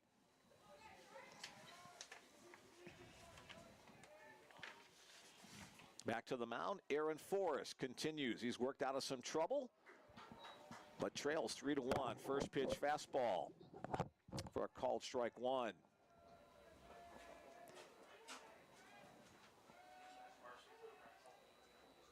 Breaking ball chopped into the Doane dugout. Look out over there. Scatters a few guys. Corrali's from Farmington, New Mexico, Albuquerque area. We just heard from our fans in Albuquerque. Thanks for joining us today. Albuquerque reminds me of the old Bugs Bunny cartoon. That one's hit off the end of the bat into left field, but has some carry on the run at the warning track. The catch is made by Joe Osborne to retire Trent Corrali. Didn't look like he got it on the barrel of the bat, but had some pop on it. He hit it off the end of the bat just a little bit, just enough to keep it in the yard. That was, so I'm curious how much longer they're going to go with Forrest. He's up over 80 pitches now in the game. So we'll see getting into the later stages of the game if he can go up over 100, which I'm assuming he can. If he's their number one guy as they're swinging this for strike 1. I'm assuming he can go anywhere from 110 to 120. Would be my guesstimation of what they do with him. This is his 15th start of the season. He's thrown 82 innings. But yeah, at this point of the year, your horse is the guy you try to stretch out as far as you can. 1-1 the count on the right fielder, Felix Chenier-Rondeau.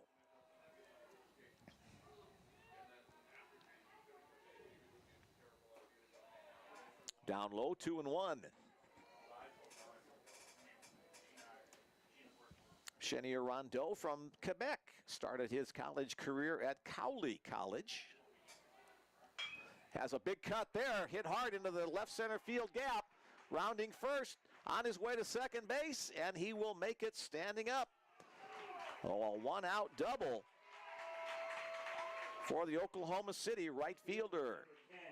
10, Barrett Daniel. Daniel Barrett, the next batter. Or excuse me, Barrett Daniel. I've said his name backward. Barrett Daniel, the next batter, the junior from Bixby, Oklahoma. Well, when you have a first name as a last name, it can get confusing. And we're always scrambling right before the game to get the lineup, so I just must have looked at it wrong, and so I apologize there to Barrett Daniel for saying his name incorrectly so far. Again, it looks like Doane is getting action down on their bullpen again for a third straight inning. Fastball misses off the outside edge.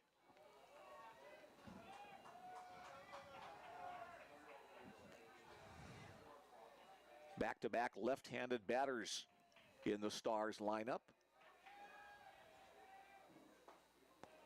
Down low.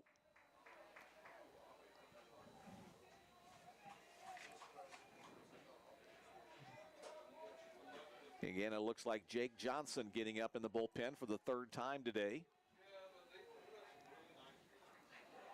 Down low.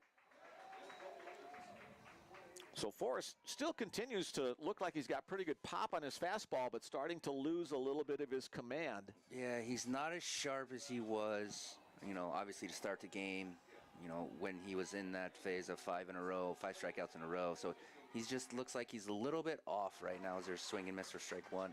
And I've noticed that the last couple innings, guys get on base. It's almost like he's a little timid, at times, doesn't want to give up that hit. Obviously he has and, has given up the lead.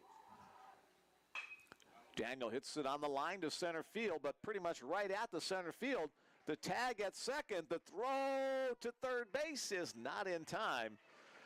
So a hard hit ball by Daniel results in the out. Chenier-Rondeau able to tag up on the play. Good strong throw from center fielder Brett Meyer, but just he was out there pretty deep. Yeah. Normally, going from second to third is not that big of a deal. But the way his command has been just a little bit off lately, he's spiked a few balls in the dirt, and catcher's done a great job at, blocking them, other than that last inning where one got away. So that's actually a smart play, because now here at pass ball gets you another run. Here's a pinch hitter for Oklahoma City University. Now hitting number 11, Colin Freeman, a junior out of Honolulu, Hawaii, will hit in the spot of Tristan Williams. Williams has struck out both times he's faced Aaron Forrest, so first pinch hitter off the bench for the Stars. Fastball, called strike one at the knees. This is Colin's second at-bat of the year. Wow.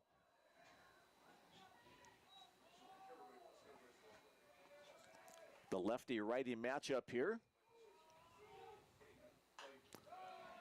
Popped out of play up the third base side. 0-2 the count.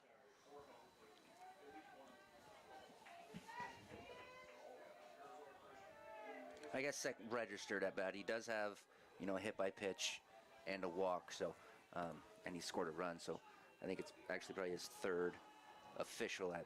second official at bat, but third plate appearance. Stays alive as he fouls that breaking ball out of play. So head coach Keith Lytle liking the lefty-righty matchup in this situation. Let's see if it comes through with a runner at third base and 2 outs. Oklahoma City up by 2 runs, trying to stretch it a little further. Breaking ball on the inside corner for the called strike 3. For the Stars in the top of the 6th inning, no runs on 1 hit. There were no errors and 1 man left on base. 5.5 innings in the book. Oklahoma City continues to lead it by a score of 3-1 over Doane University. Again, a good job of working out of trouble by starting pitcher Aaron Forrest, as he's up now around 90 pitches or so on the game. Back to the mound for Oklahoma City goes southpaw Eli Davis to continue his effort. He's only allowed 3 hits in the game to this point. He'll be looking at the 2-3-4 part of the Doane lineup in this bottom of the 6th inning.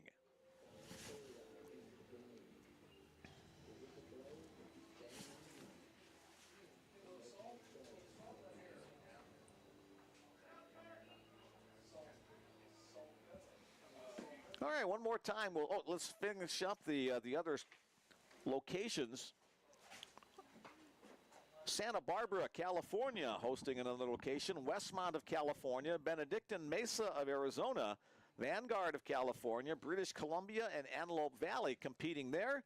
And the final bracket, the Taylor, Indiana Upland bracket, Tennessee Wesleyan, Taylor of Indiana, Cumberland of Tennessee, Point Park of Pennsylvania, and Fisher of Massachusetts competing in that 5-team bracket. All right, back to the action in the Bellevue bracket.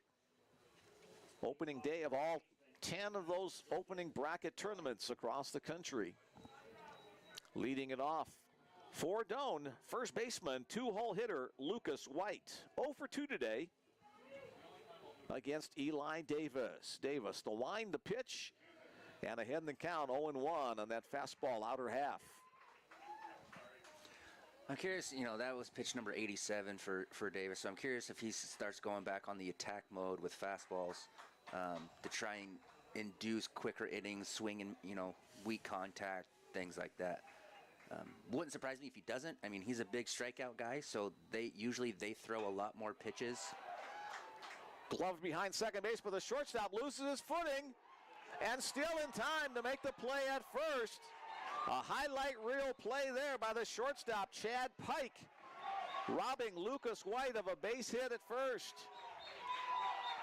A bang-bang call at first base, and now it'll be Josh Oltman's time to talk with the umpires about that play. A bang-bang play at first. Pike went a long way to grab it behind second base, lost his footing, regained it, and still got it to first on time. Well, I don't think that would have even been that close if he doesn't slip. I think they're asking here as if he came off the bag. He went first base and did a fantastic job at stretching out for that baseball. So I think they're getting together right now to see if he actually came off the bag.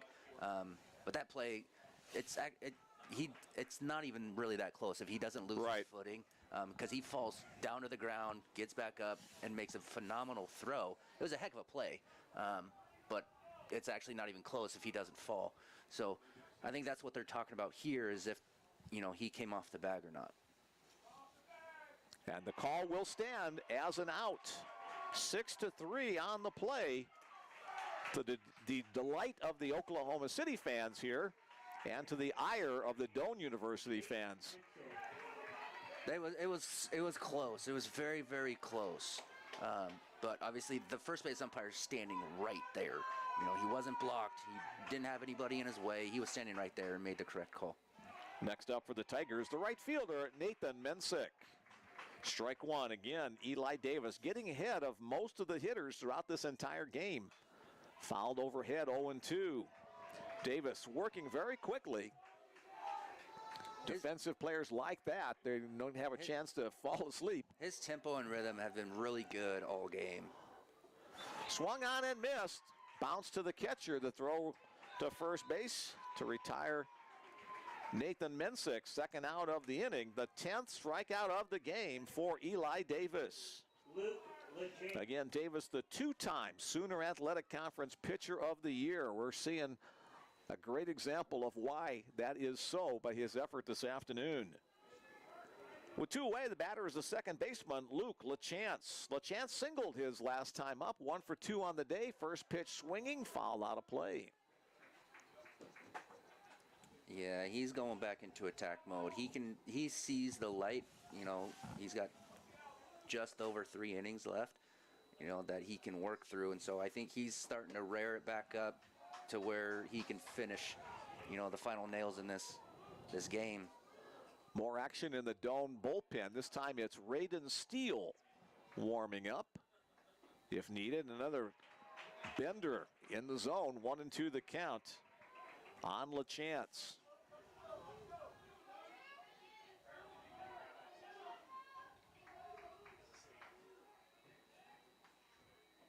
Goes to the breaking ball again. This time it's low, 2-2.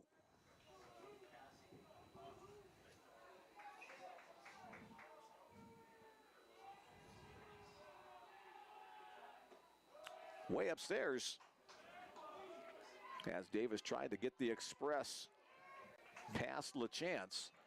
So full count here, nobody on, 2 outs. Payoff pitch, chopped on the ground to short.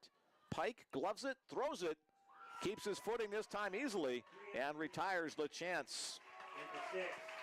2 ground balls to short and a strikeout in the inning. 3 up, 3 down. 6 innings in the book. We're 2/3 of the way through this one. Our score remains the Oklahoma City University Stars 3, the Doane University Tigers 1. As the ground crew heads back out to get their work done. It looks like it's lightened up again a little bit here. The field still a little bit wet, slippery, as you saw in that last play where 2 plays ago where Pike lost his footing on the outfield grass deep behind second base.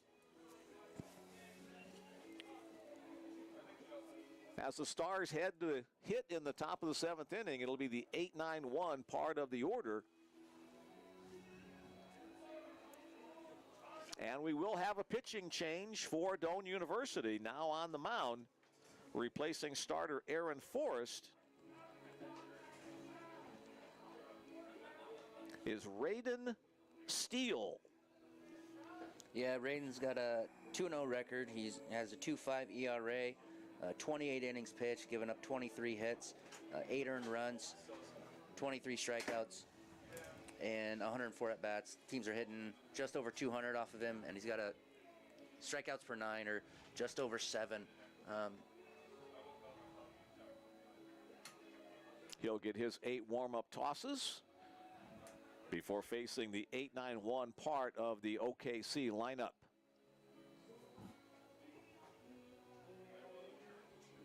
So let's see if he can come in and keep the damage, you know, not give up any more damage. Because, I mean, the way Eli Davis is throwing, you know, if they give up any more runs, you can pretty much say this game's going to be over. So he's got to come in and put up zeros. And, you know, the Doane offense has got to find a way to scratch base runners, get the leadoff guy on base. If they can cut it to 1 Doane offensively, they can cut it to 1, you know, this inning, next inning, and they can be chasing 1 run going into their last at bat or even tied. That changes their mindset. Here's the line score through 6 complete innings of play. For Oklahoma City University, 3 runs on 6 hits. They've committed no errors. For Doane University, 1 run on 3 hits. They committed 1 error. Shortstop Chad Pike will start it off. First batter to work against Raiden Steele. Ball 1 on the breaking ball, misses off the outside edge.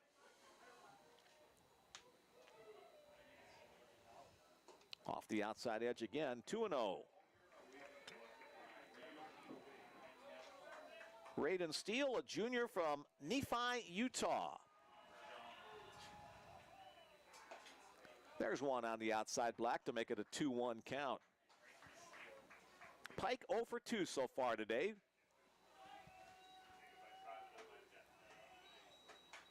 Off the end of the bat, fouled over the overhang, 2-2 the count.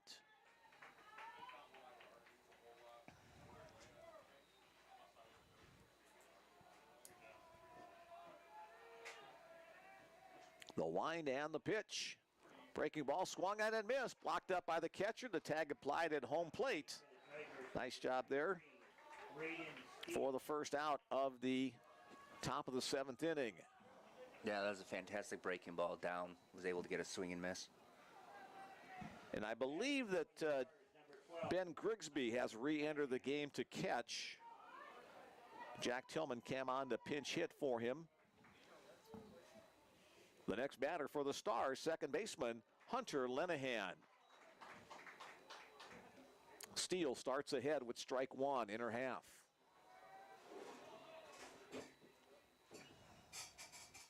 Breaking ball off the end of the bat, down the first base side. Gloved over there by Lucas White. And quickly 2 away in this top of the 7th inning.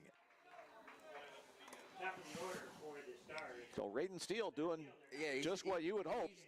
He's doing what, Doane needs him to do. Come in, put up zeros, get the offense a chance to, make a comeback. He's doing what his job is supposed to be. And it's good to see. He's getting weak contact on that, at least that one. He's keeping him off balance pretty good. Here's center fielder Aiden Alexander back to the top of the order for the Stars. That pitch low, ball one. Alexander 1 for 3 today. He scored the first run of the game for Oklahoma City way back in the top of the first inning. Line hard to right field. Right fielder going back, now settling. And the catch is made out there by Nathan Mensick to retire the side. A 1-2-3 top of the 7th inning for relief pitcher Raiden Steele. Our score remains the Stars 3, the Tigers 1. And let's see what Doane's approach is going in, this last inning, or the 7th inning. Eli Davis has been phenomenal, all game long through these first 6. So I want to know, I'm curious to see what type of approach, if they change anything going into these last 3 innings to get guys on base, to put pressure. Are they going to bunt a little bit more? Are they going to try drag bunt? If they get guys on base, are they going to do, put more pressure? Yes, he did pick a guy off, but he also balked on another time. So are they going to put more pressure? Are they going to hit and run? So, but they got to get a guy on base to do any of that. Right. First. So, and it's hard because you don't really want to take a strike because he's only walked 1 in the game. So you don't want to just go up there taking and give him an advantage right away, 0-1. Yeah, I mean, that's the walk that he had today was his 30th walk on the year, and he is now at 100 innings on the year. So you don't take a strike on a guy like, Eli Davis, because it's pointless. You're going to put yourself in a hole. You almost want to be more aggressive with him and put pressure on him that way. Take Me Out to the Ball Game being played here at Don Roddy Field. Some of the fans joining in the fun by singing along. And we'll spare your ears. Chris and I will not be singing on the broadcast. Middle part of the Doane University lineup will be up to face Eli Davis. Third baseman Justin Nevels will start things off. Nevels 1 for 2 today. A first inning single has driven in the only run of the game thus far for the Tigers.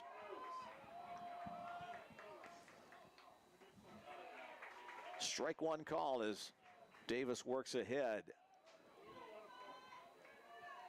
Nevels, an Alaska native, so he's come a long way south to play baseball at Doane University. 0-2 on that swing foul tip. Again, that's back-to-back breaking balls. Obviously, he took the first one, swung the second one. So is he going to go 3 in a row here? Which wouldn't surprise me. He's done that numerous times to hitters. But he's also gone back-to-back breaking balls, inside fastball. He'll waste one. So what makes him so good is he doesn't give you a pattern on what he's going to throw and when he's going to throw it.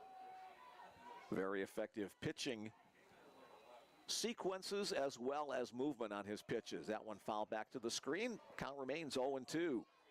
And that was the sequence of 3 breaking balls in a row. So with 3 in a row, I wouldn't be surprised to see a fastball here just to change the vision of the hitter. Change up. for the strikeout. That looked more like his 12-6 curveball. All the other ones that he has thrown were that sharp slider, sharp slurve, whatever he wants to call it. And then that one was his 12-6 breaking ball that he took some velo off and got a swing and miss. He's just so hard to get a pattern on. 11 strikeouts in the game now for Davis. The next man he will face, the shortstop, Narumi Okayasu.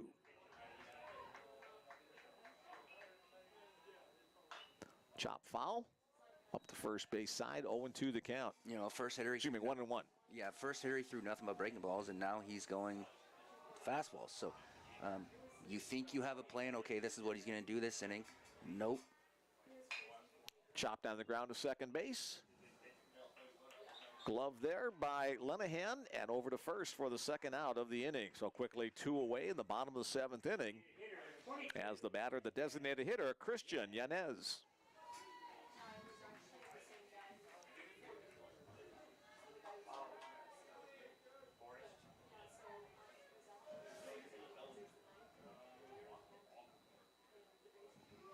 Yanez, a Mexico City, Mexico native. Strike one from Davis.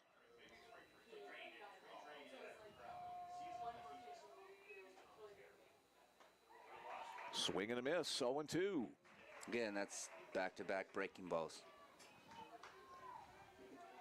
Yanez has struck out both times he has faced Eli Davis today.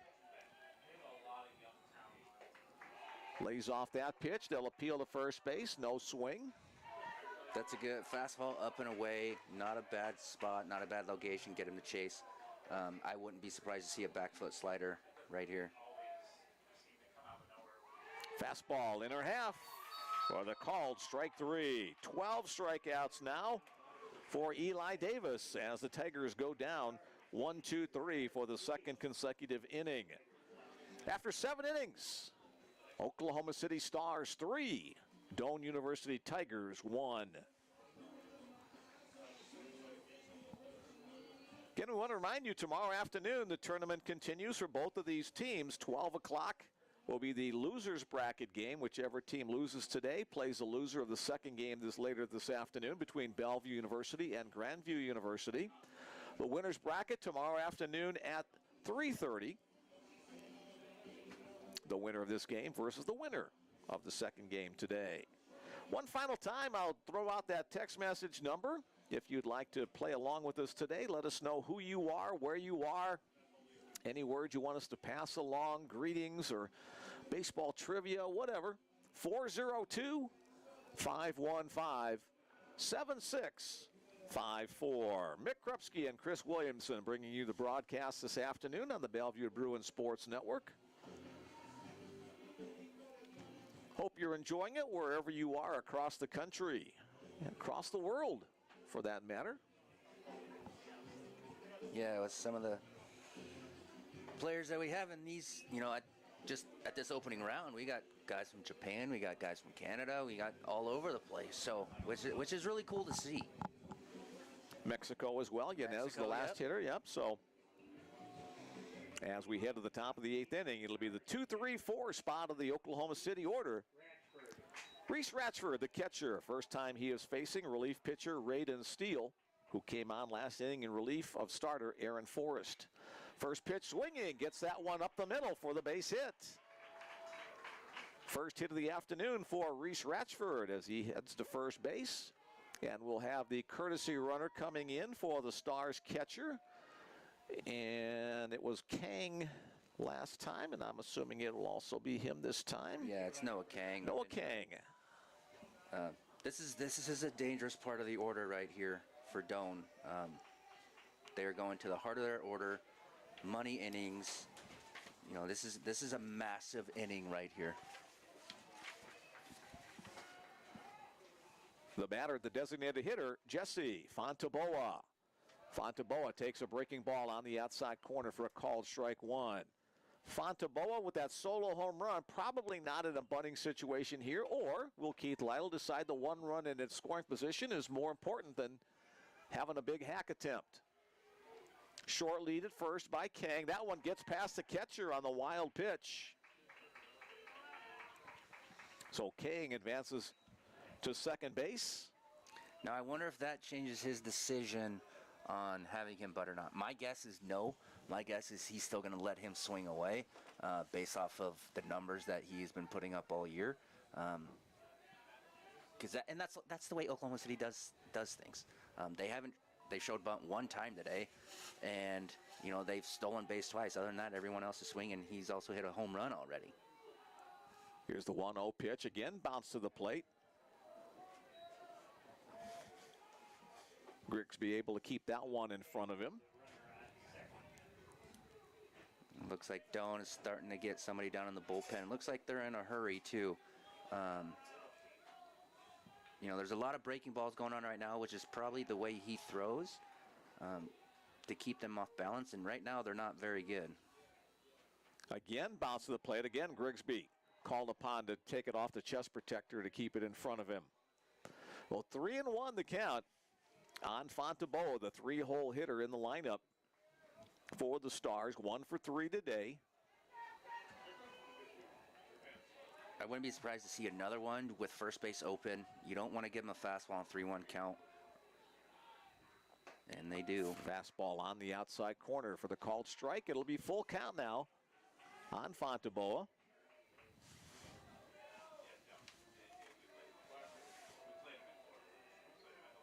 Fonteboa, a Las Vegas, Nevada native, awaits the pitch from Steele. Breaking ball swung on and missed. So a nice job by Raiden Steele to come back after falling behind 3-1 to get the strikeout. Second strikeout of the game for Steele. Yeah, that was a good breaking ball right there. He actually got depth on it, put it in the zone where he wanted it to get a swing and miss. That's actually the best breaking ball he's thrown so far this inning. Next up for the Stars, first baseman Trent Corrali, 1 for 3 on the day. Again, the breaking ball that bounced off the chest, off the face mask, and that will allow Reese Ratchford's courtesy runner Noah Kang to advance to third on the wild pitch. So now let's see what Doane does here. We'll assume the infield will be pulled in to try to cut down the runner at the plate. They've done that already once today. And that's exactly what they will show. All the infielders will try to cut down the run with one out. Let's see how the Stars play it on a contact as well. And they won't have to worry about that as driven back up the middle, Trent Corrali with the RBI single to make it a 4-1 game. When you can't throw a breaking ball, and that's what you do a lot of the time, and you can't throw for a strike, and you lose it. Every other breaking ball, for the most part, was hitting at 58 feet, hitting the ground at about 58 feet. They're not competitive. So all you can do is sit fastball. Right. As a hitter, that's all you want to do is sit fastball, and that's what he did right there in the first, was able to get a base hit up the middle, score another run. For Corrali, now 61 runs batted in, team leading in that category. The next star batter, the right fielder, Felix Chenier-Rondeau. Lays off that pitch, called strike one. Breaking ball drops in on the outer half. 2 doubles on the day for Felix. 1 in the 4th, 1 in the 6th.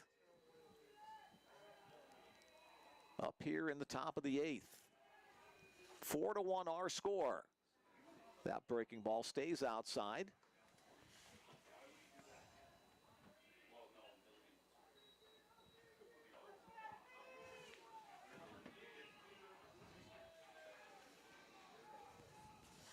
Steele from the stretch.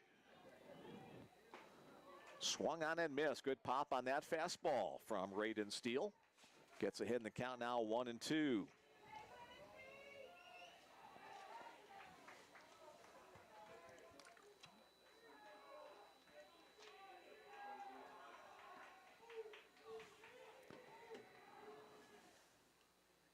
Another curveball that bounced in the dirt. No advance by the runner.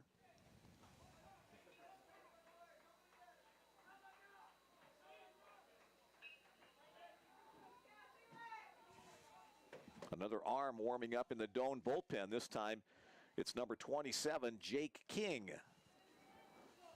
in case Steele needs relief help here in the 8th inning. That pitch misses low. So count goes full, 3-2, 1 out, 1 on. Let's see if Keith Lytle gets his runner in motion at first base. I would be shocked if he doesn't run here, stay out of the double play. Corrali only 1 stolen base on the year, a short lead. He is going, and that's off the pitcher over to third base. The throw to first will not be in time. A solid hit by Chenier Rondeau, his 3rd hit of the day. That went off the foot of Raiden Steele, deflected over to third base, where Justin Nevels picked it up and tossed it across the diamond, but not in time.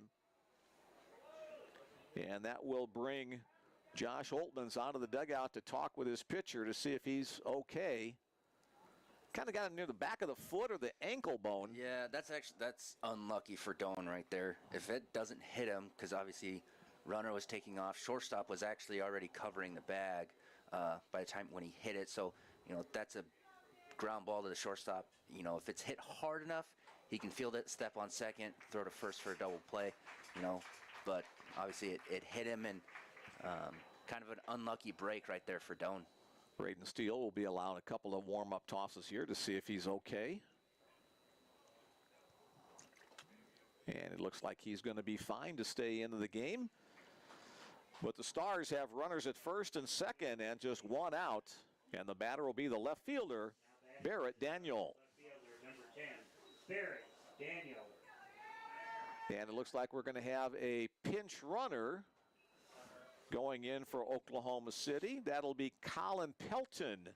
Will go into pinch run for Trent Corrali. Number 3, Colin Pelton, to pitch run for the Stars at second base.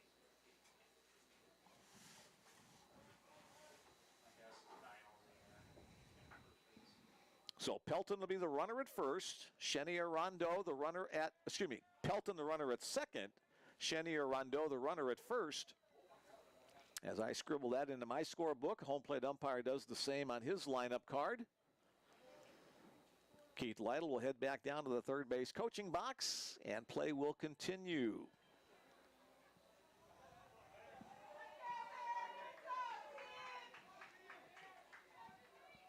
Barrett Daniel 0 for 3 today.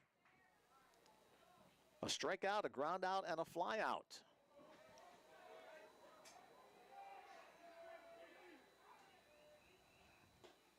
Lays off the high breaking ball.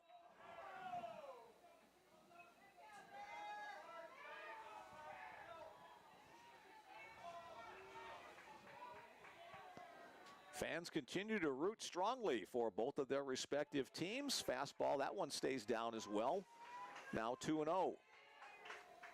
Yeah, I wouldn't be surprised if this might be his last batter. He's kind of been all over the place this inning, not very consistent strike-wise. The step back to the runner at second base, nothing really happening there. Doane defense playing Daniel to pull. On the outside, Black. 2-1 now to the Oklahoma native, Barrett Daniel.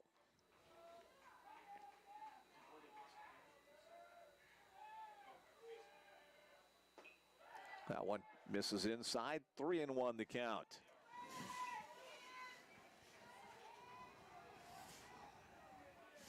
If I'm Barrett, I'm sitting fastball on these next 2 pitches. If he strikes me out looking with a breaking ball, good for him, but I'm sitting fastball on these next 2 pitches. It is a fastball, and it's a called strike, inner half. So full count. So again, full count, runners at first and second, just 1 out. Will Lytle gamble once again, putting his runners in motion? Wouldn't surprise me if he did, and also I'd be curious to see if they both do take off, if they go to second or third on the throw. Runners hold, pitch is wide, and the bases are loaded on the walk. Again, that was a fastball, and it wasn't even really that close. Bases loaded for third baseman number 24, Tristan. Third baseman Tristan Williams With the bases loaded and 1 out. Williams was pinch hit 4 last time, but he's re-entered the game and have another big opportunity to bat here. But first, it looks like we'll have a call to the bullpen.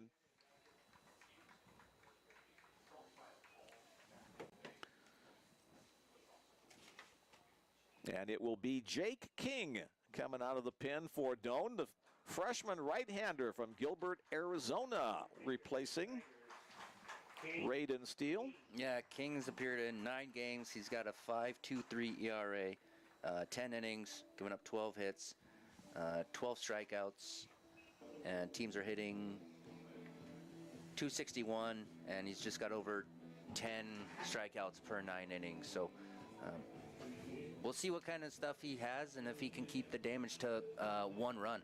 This is a hard spot to come in, especially as a freshman. National tournament, bases loaded. You know, you're down by 3. You got to keep the score where it is. Welcome to the show. Welcome to the national tournament, man. Against Oklahoma City, a perennial powerhouse in the country. Let's see how you do. Doane looking for either the strikeout or the ground ball double play to get out of this mess here in the top of the 8th inning. A couple more text messages have come in. Great broadcast. Thanks. Go Stars from Pittsburgh, PA. Glad you're with us this afternoon from the home of the Pirates. They've had a pretty good year this year. They've struggled a little bit lately, but a surprisingly good year for the MLB squad. Randall Snyder tuning in from Waco, Texas. Eli Davis is a dog. I would agree with that statement. Yes. 100%. From one former pitcher to another there. Go Doane. Mike from northern British Columbia listening in. Great broadcast. Thanks for joining us from north of the border. Fans in Missouri are watching Lucas White playing for Doane. Glad you're along for the ride this afternoon. Lucas over at first base. And are the games for today still scheduled, or are they rained out? Well, since we're playing them, they're obviously not rained out. We got a 2-hour late start. So this game that was scheduled to start at noon started at 2. The Bellevue Grandview game that was scheduled for 3:30 will now start at 5:30.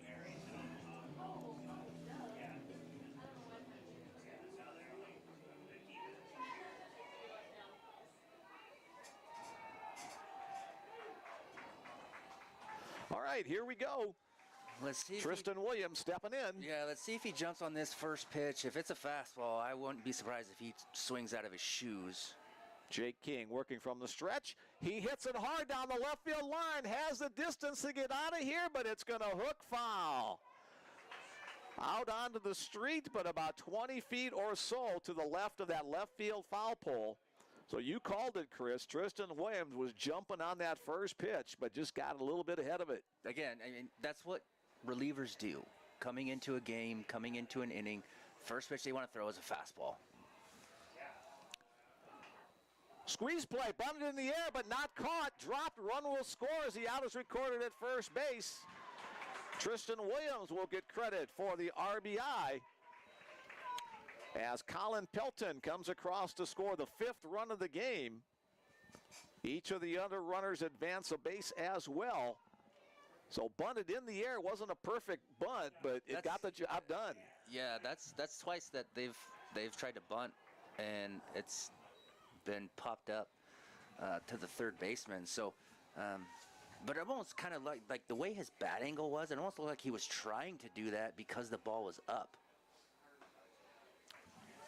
First pitch to the next batter, shortstop Chad Pike, a fastball for a called strike 1. Now, granted, it was a squeeze play, so you're bunting everything. You know, whether it's up, in, down, wherever the ball is, you got to put the bat on it. So he had no choice. That was great execution. Yeah, it was a suicide all the way. The runner from third was breaking with the pitch, so you got to make contact, otherwise your base runner's hung up. 1-1 now the count on Pike. Runner still at second and third. This actually runner at third base is actually huge right here. Foul out of play. Heads up over there. Grandview Vikings have just come into the ballpark, headed over their way. The runner at third base actually gets the game out of slam range. And so what I mean by that is, you know, a grand slam can't tie or take the lead. You know, making it a 5-run game is actually very, very, very important. Breaking ball swung on and missed, and the side is retired. Good job by Jake King coming on to retire the side. 2 runs in the inning on 2 hits. There were no errors and 2 men left on base. 7.5 innings in the book. It's the Oklahoma City University Stars 5, the Doane University Tigers 1. 6 more at-bats, 6 more outs remaining in the arsenal for Doane University if they're going to try to come back and take the victory in this opening game of the opening round of the 2023 NAIA National Tournament. You know, I say that, you know, getting it out of slam range, but the way Eli Davis has been throwing, you know, this 4-run lead to Doane, it's got to feel like 8. You know, just how hard it has been for them offensively against Eli. You know, I think he's at 12 strikeouts now. Yes. For the game. You know, giving up 3 hits. He's walked 1.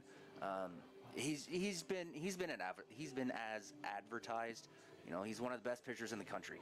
It's plain and simple.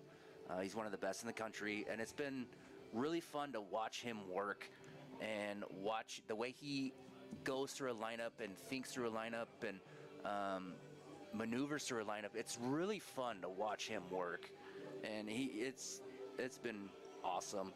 And as we mentioned earlier, he's not a physically intimidating kind of guy. He's not a a Randy Johnson at 6'10" and 250 pounds. He's 5'8", 160 pounds, and getting the job done with a great assortment of breaking balls and solid fastballs. And it's a mindset, it's a mentality with him where, you know, he's the best one on the field. That's his mentality. You can see it in how he works. You can see it in the pitches that he throws. You know, he thinks no matter who is at the plate, he is better than they are. Doane fans hoping for a comeback, or at least the start of a comeback in this bottom of the 8th inning. Leading it off, center fielder Brett Meyer takes a called strike 1.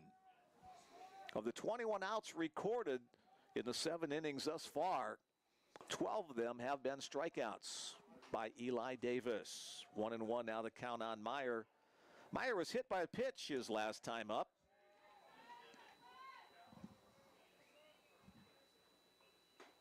Swings and misses again at that nice moving breaking ball.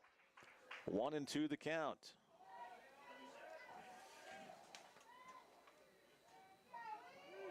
Meyer from Seward, Nebraska. Bounce to the plate. 2-2 the count. That came close to hitting him again. Yeah.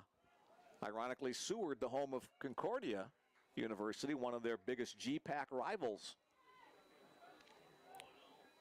Here's the 2-2 pitch off the outside edge. Good take by Meyer. Payoff pitch upcoming. Hey, his fastball looks like it's 100 after seeing all these breaking balls.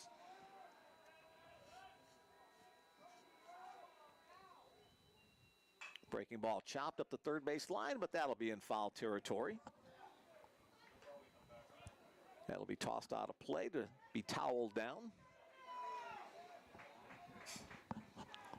We're in the bottom of the 8th inning. 5-1 our score. Oklahoma City on top. Off the outside edge. And for only the 2nd time today, Eli Davis has allowed a walk. That starts this inning. No action in the Oklahoma City bullpen, as their starter has been pretty solidly in control. Catcher Ben Grigsby next up. Yeah, Doane has to go 1 at bat at a time. Take it 1 at bat, 1 pitch. They have to do whatever they can to get on base. They have to go station to station. Don't push limits unless it's absolutely necessary, because there's a throw over. Gets back pretty easily. So Doane's got to take it 1 at bat at a time. They can't, worry about tying it up. If they cut it in half here, it's a successful inning. Yes. First pitch fastball outside black, called strike 1. Doane comes into the Gays game hitting .331, averaging 8.2 runs per game, so they've really been held in check. Again, throw over to first base, keeps the runner a little closer.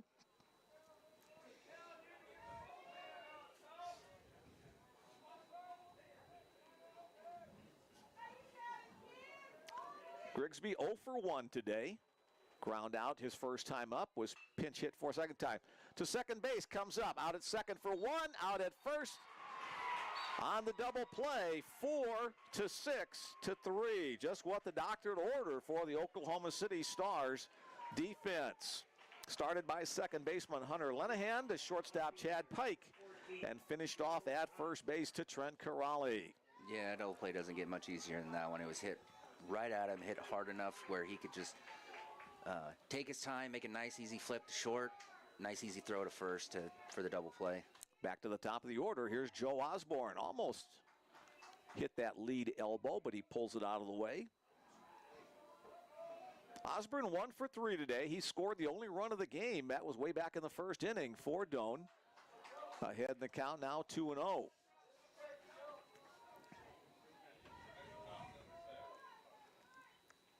Davis wants a new baseball.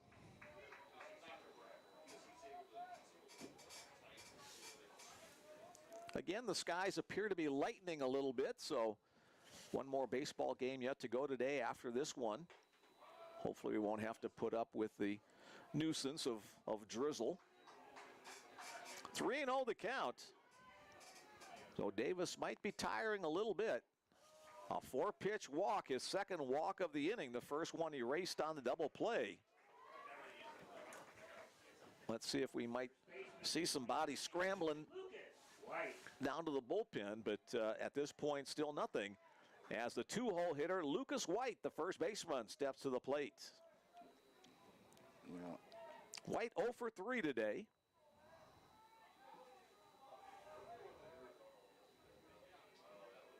But the leading hitter on the season at .425 for the Tigers. Called strike one.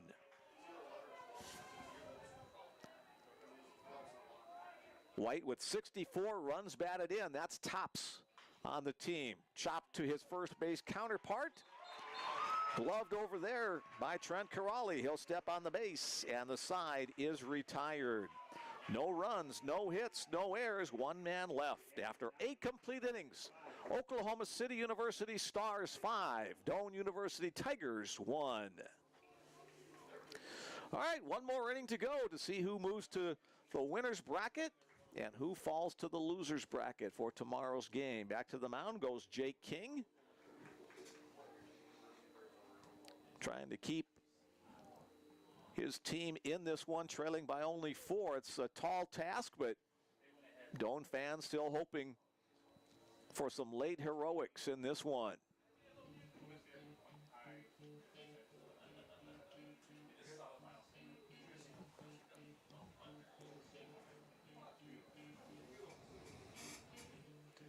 yeah, you know, I'd be curious if they actually get somebody somewhat throwing close to warm, you know, Oklahoma City I'm talking about, you know, with going into the last inning.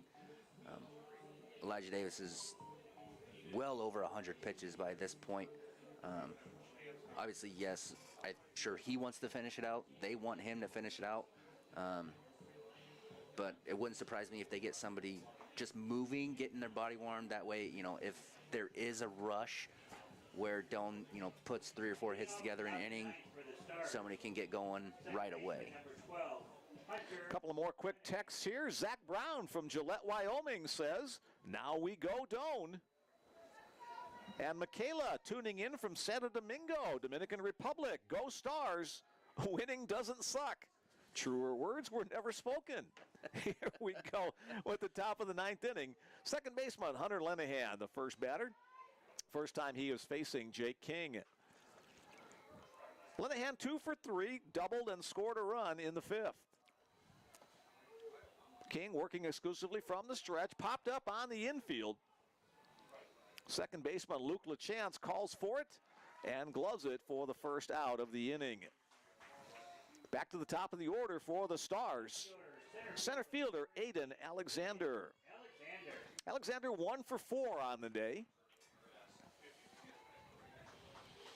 Quick look down to his head coach Keith Lytle in the third base coaching box.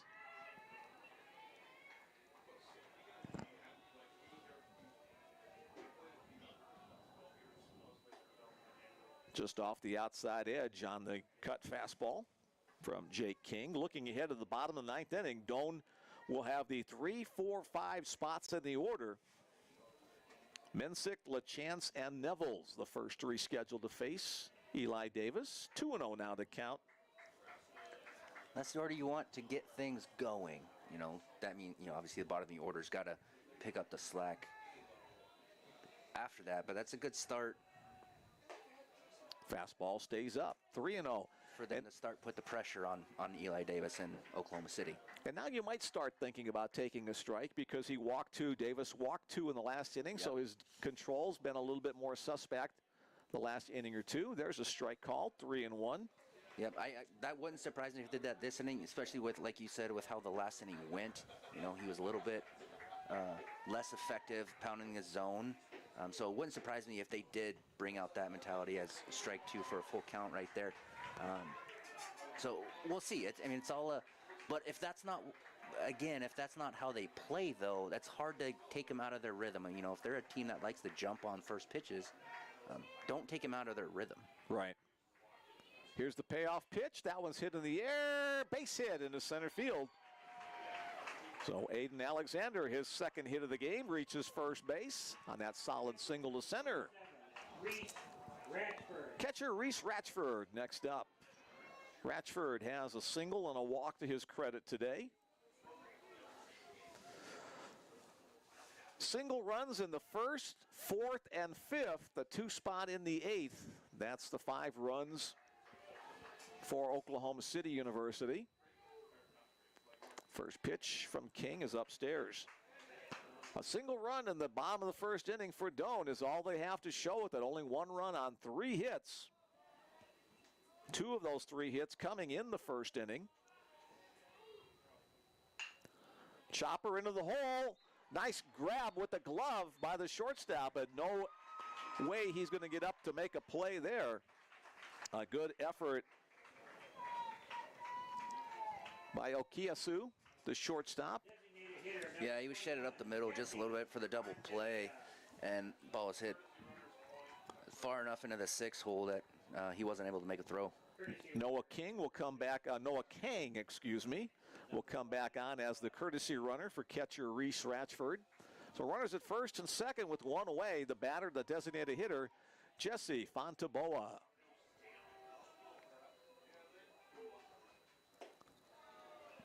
Ball 1 on the first pitch, and again another body warming down in the Doane bullpen.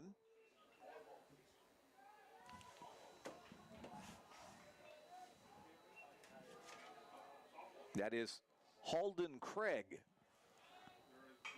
Foul out of play, opposite way. 1 ball, 1 strike to count on Fontaboa.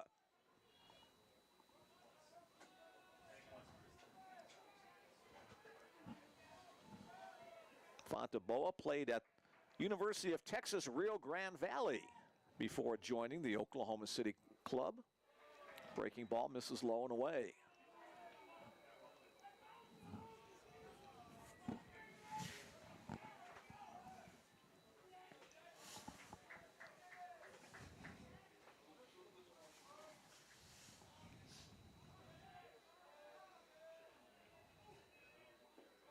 Again down low. 3-1 the count on Fontaboa. His solo home run in the 4th inning. His other 3 times have been strikeouts, so feast or famine for Fontaboa today. Runners go, but they don't need to slide or do anything as Fontaboa draws the walk, and the bases are full. Fontaboa at first, Kang at second, and Alexander at third. The batter will be the first baseman, Trent Corrali, cleanup hitter for the Stars. Corrali had an RBI single his last time up, also had a single in the 4th. You almost need you got to have a strikeout or double play. Anything other than that is almost puts this game out of reach. Time requested by catcher Ben Grigsby to go talk to his pitcher, possibly just to give the bullpen a little bit more time to get loose. I wouldn't be surprised if this is his last batter, whether hit, out, whatever the case may be. It wouldn't shock me. He's been a little off this inning again. Everything's been a little bit down, just a little bit off. So especially if there's a hit and they were able to put up more runs, more likely his last hitter. But just given the circumstances, with who's on deck and everything like that, it wouldn't shock me that this is his last guy no matter what. Back to the action. 1-0 the count on Corrali. On the outside black, 1-1. Corrali steps out, then steps back in. And the matchup continues. Bases are full of stars. Up by 4. At the top of the zone, called strike 2, now 1-2.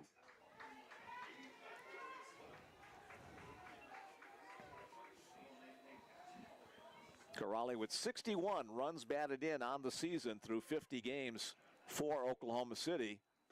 Swings and misses on that slider. Good location by Jake King to get the strikeout. His second strikeout since coming on in relief back in the 8th inning. So still a chance, and the hottest hitter of the day for Oklahoma City steps to the plate. That's Felix Chenier-Rondeau. He's 3 for 4, including a couple of doubles. Trying to get the back-breaking base hit in the top of the 9th inning. First pitch, outside corner, called strike 1. That almost looked like a changeup. That looked like a really good pitch. It had life running away from him. If he would have swung at it and made contact, it would have just been a rollover ground ball to second baseman. That's a very good pitch. King comes set. We'll look the runner back to second. Nobody covering, so just a step off, a disengagement for the pitcher.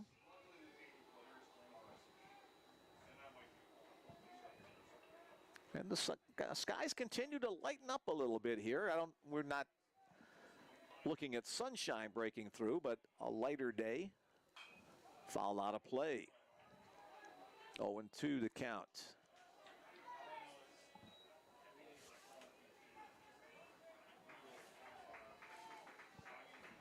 Curious what he will do here. If he goes, something on the outside that runs away, or if he goes, that hard breaking ball in under the hands. Bounced up, nice block by the catcher Grigsby. Yeah, that looked like another changeup that he tried to get it to run away. Just wasn't able to control it.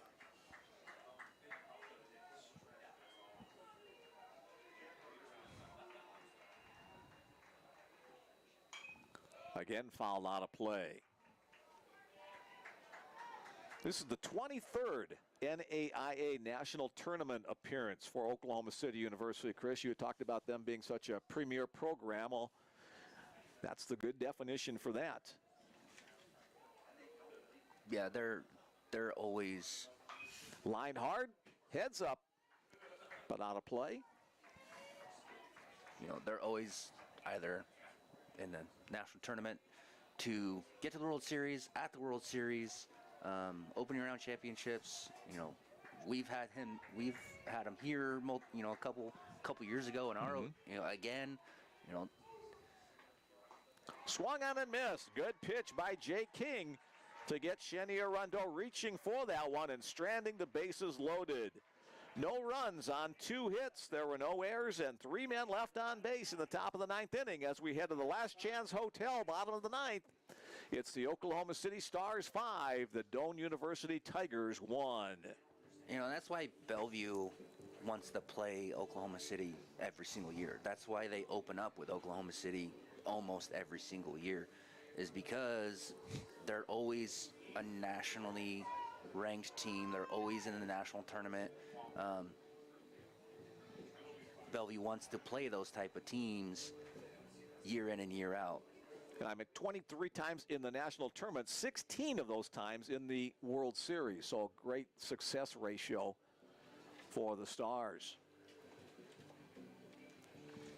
Doane trying to build up a reputation. This is their 6th national tournament appearance. They have never made it to the NAIA Avista World Series, but a strong program in the Great Plains Athletic Conference over the last several years under head coach Josh Oltmans. And they're just gonna get better and better and better and better and better and better. It's just gonna keep growing and growing, and which is good for not only Doane, it's good for NAIA baseball as a whole, because the more teams that we can get that are competitive year in and year out, really, really, really good on a regular basis, it's more fun.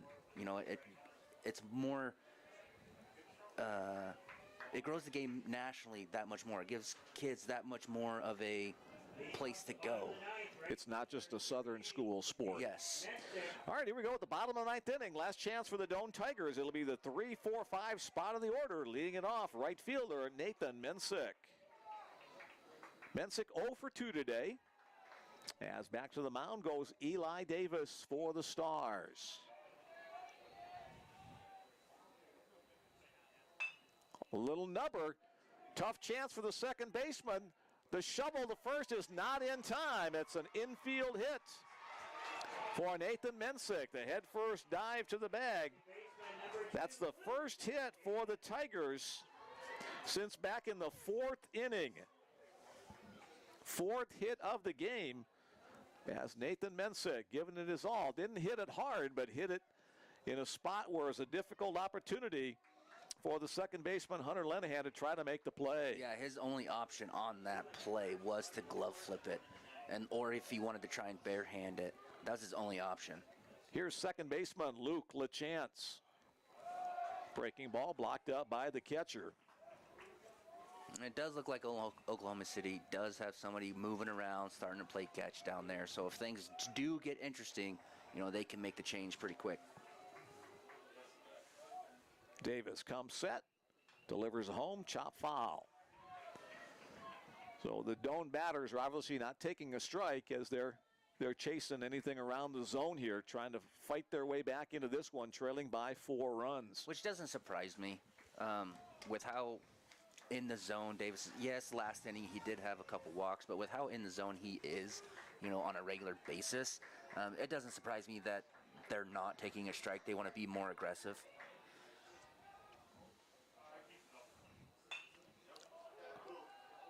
Ground ball to second base. Lenahan will take the sure out at first, allowing Mensick to get to second. LaChance retired on the 4-3 ground ball. That's the right play. Yeah, he could have taken a chance at double play, but ultimately that's the correct play. Because at this point in the game, you're counting outs here. Right. Okay. Can you get 2 more outs before they get 4 runs? More than likely the answer is yes. So that's where you got to be a little bit more selective. Don't push your limits and just take the out. Third baseman Justin Nevels at the bat. A chopper back to the pitcher. He'll hold the runner second to throw back to the bag.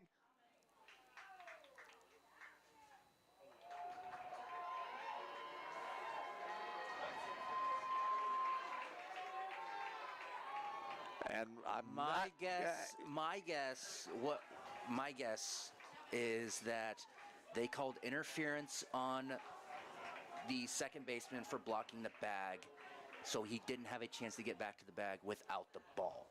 That's the only thing I can think of. Is that what happened? The ball beat him. My only explanation is that. But also, I also might misunderstand the rule. Is that I thought if they were going back to the bag, it was the bag they were going to. So yes, why did he get the extra 90 feet? My thought is he should stay at second base, not get third base, because he wasn't going to third base. So I may misinterpreted that rule, but unless there's something else that I'm seeing that, obviously we're up here, we can't hear it. We don't know what they talked about, but that's my only thought process, is that he was blocking the bag without the ball, which, yes, and it kind of looked like he was, but he had, he had the ball. Yes. So you can, it was a call that I'm not sure I agree with, But he made the call, and you know we got to live with it. Now you know Oklahoma City could be in real trouble here. You know, tying run is now on deck. Narumi Okayasu, the shortstop, at the plate with runners at first and third after that interference call. Fielder's choice for Nevels. He's the runner at first. Mensick the runner at third. But again, going back to that other point we made, forget about the runner at second. Get the sure out at first on the play. And that one to short. The out at second. Throw to first is not in time. So a run will score. Okayasu will get credit for a run batted in as Mensick scores the second run of the game for the Tigers. Nevels recorded out at second, 6-4. Yeah, I mean, ultimately get the out at first base, and we're not in this situation. Right. You know, and that ground ball right there ends the game. So, you know, everything transpires, you know, everything leads to something else. So, you know, again, Doane still has the tying run on deck.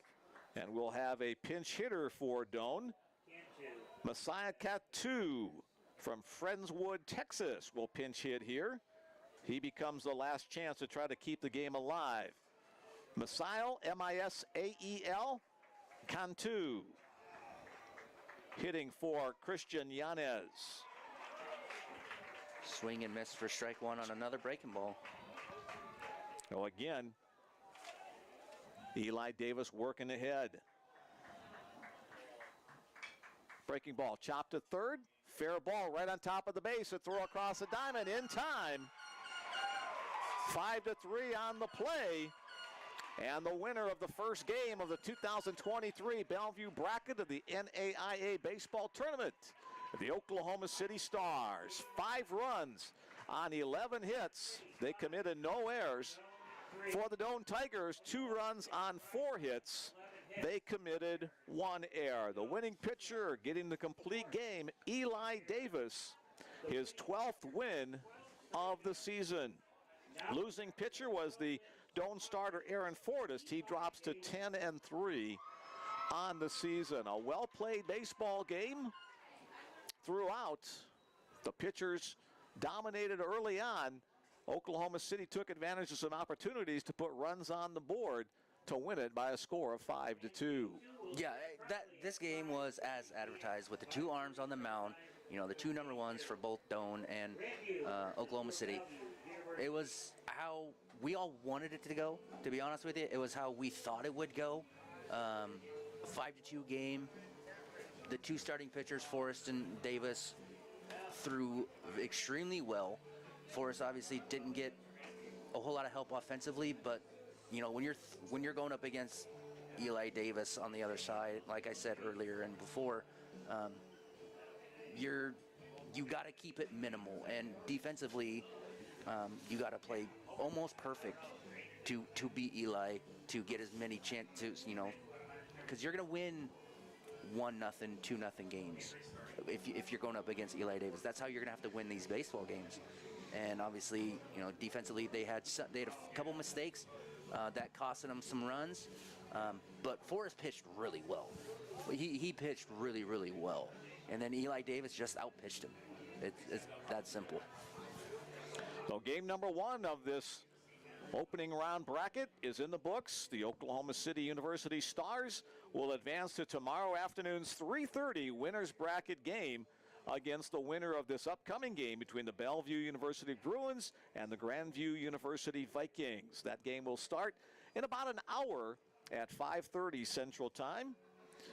For the Doane University Tigers, their tournament will continue tomorrow afternoon at 12 noon as they will play the loser of the Bellevue-Grandview game to determine which is the first team out in this 4-team opening round game. Again, I'd like to say thank you to everybody who played along with us today by sending in their text messages. We hope you enjoyed the broadcast, and we hope you'll stick around. In about another hour or so, we'll be back with more baseball. Mick Krupski and Chris Williamson thanking you this afternoon. Come on back for more baseball on the Bellevue Bruins Sports Network.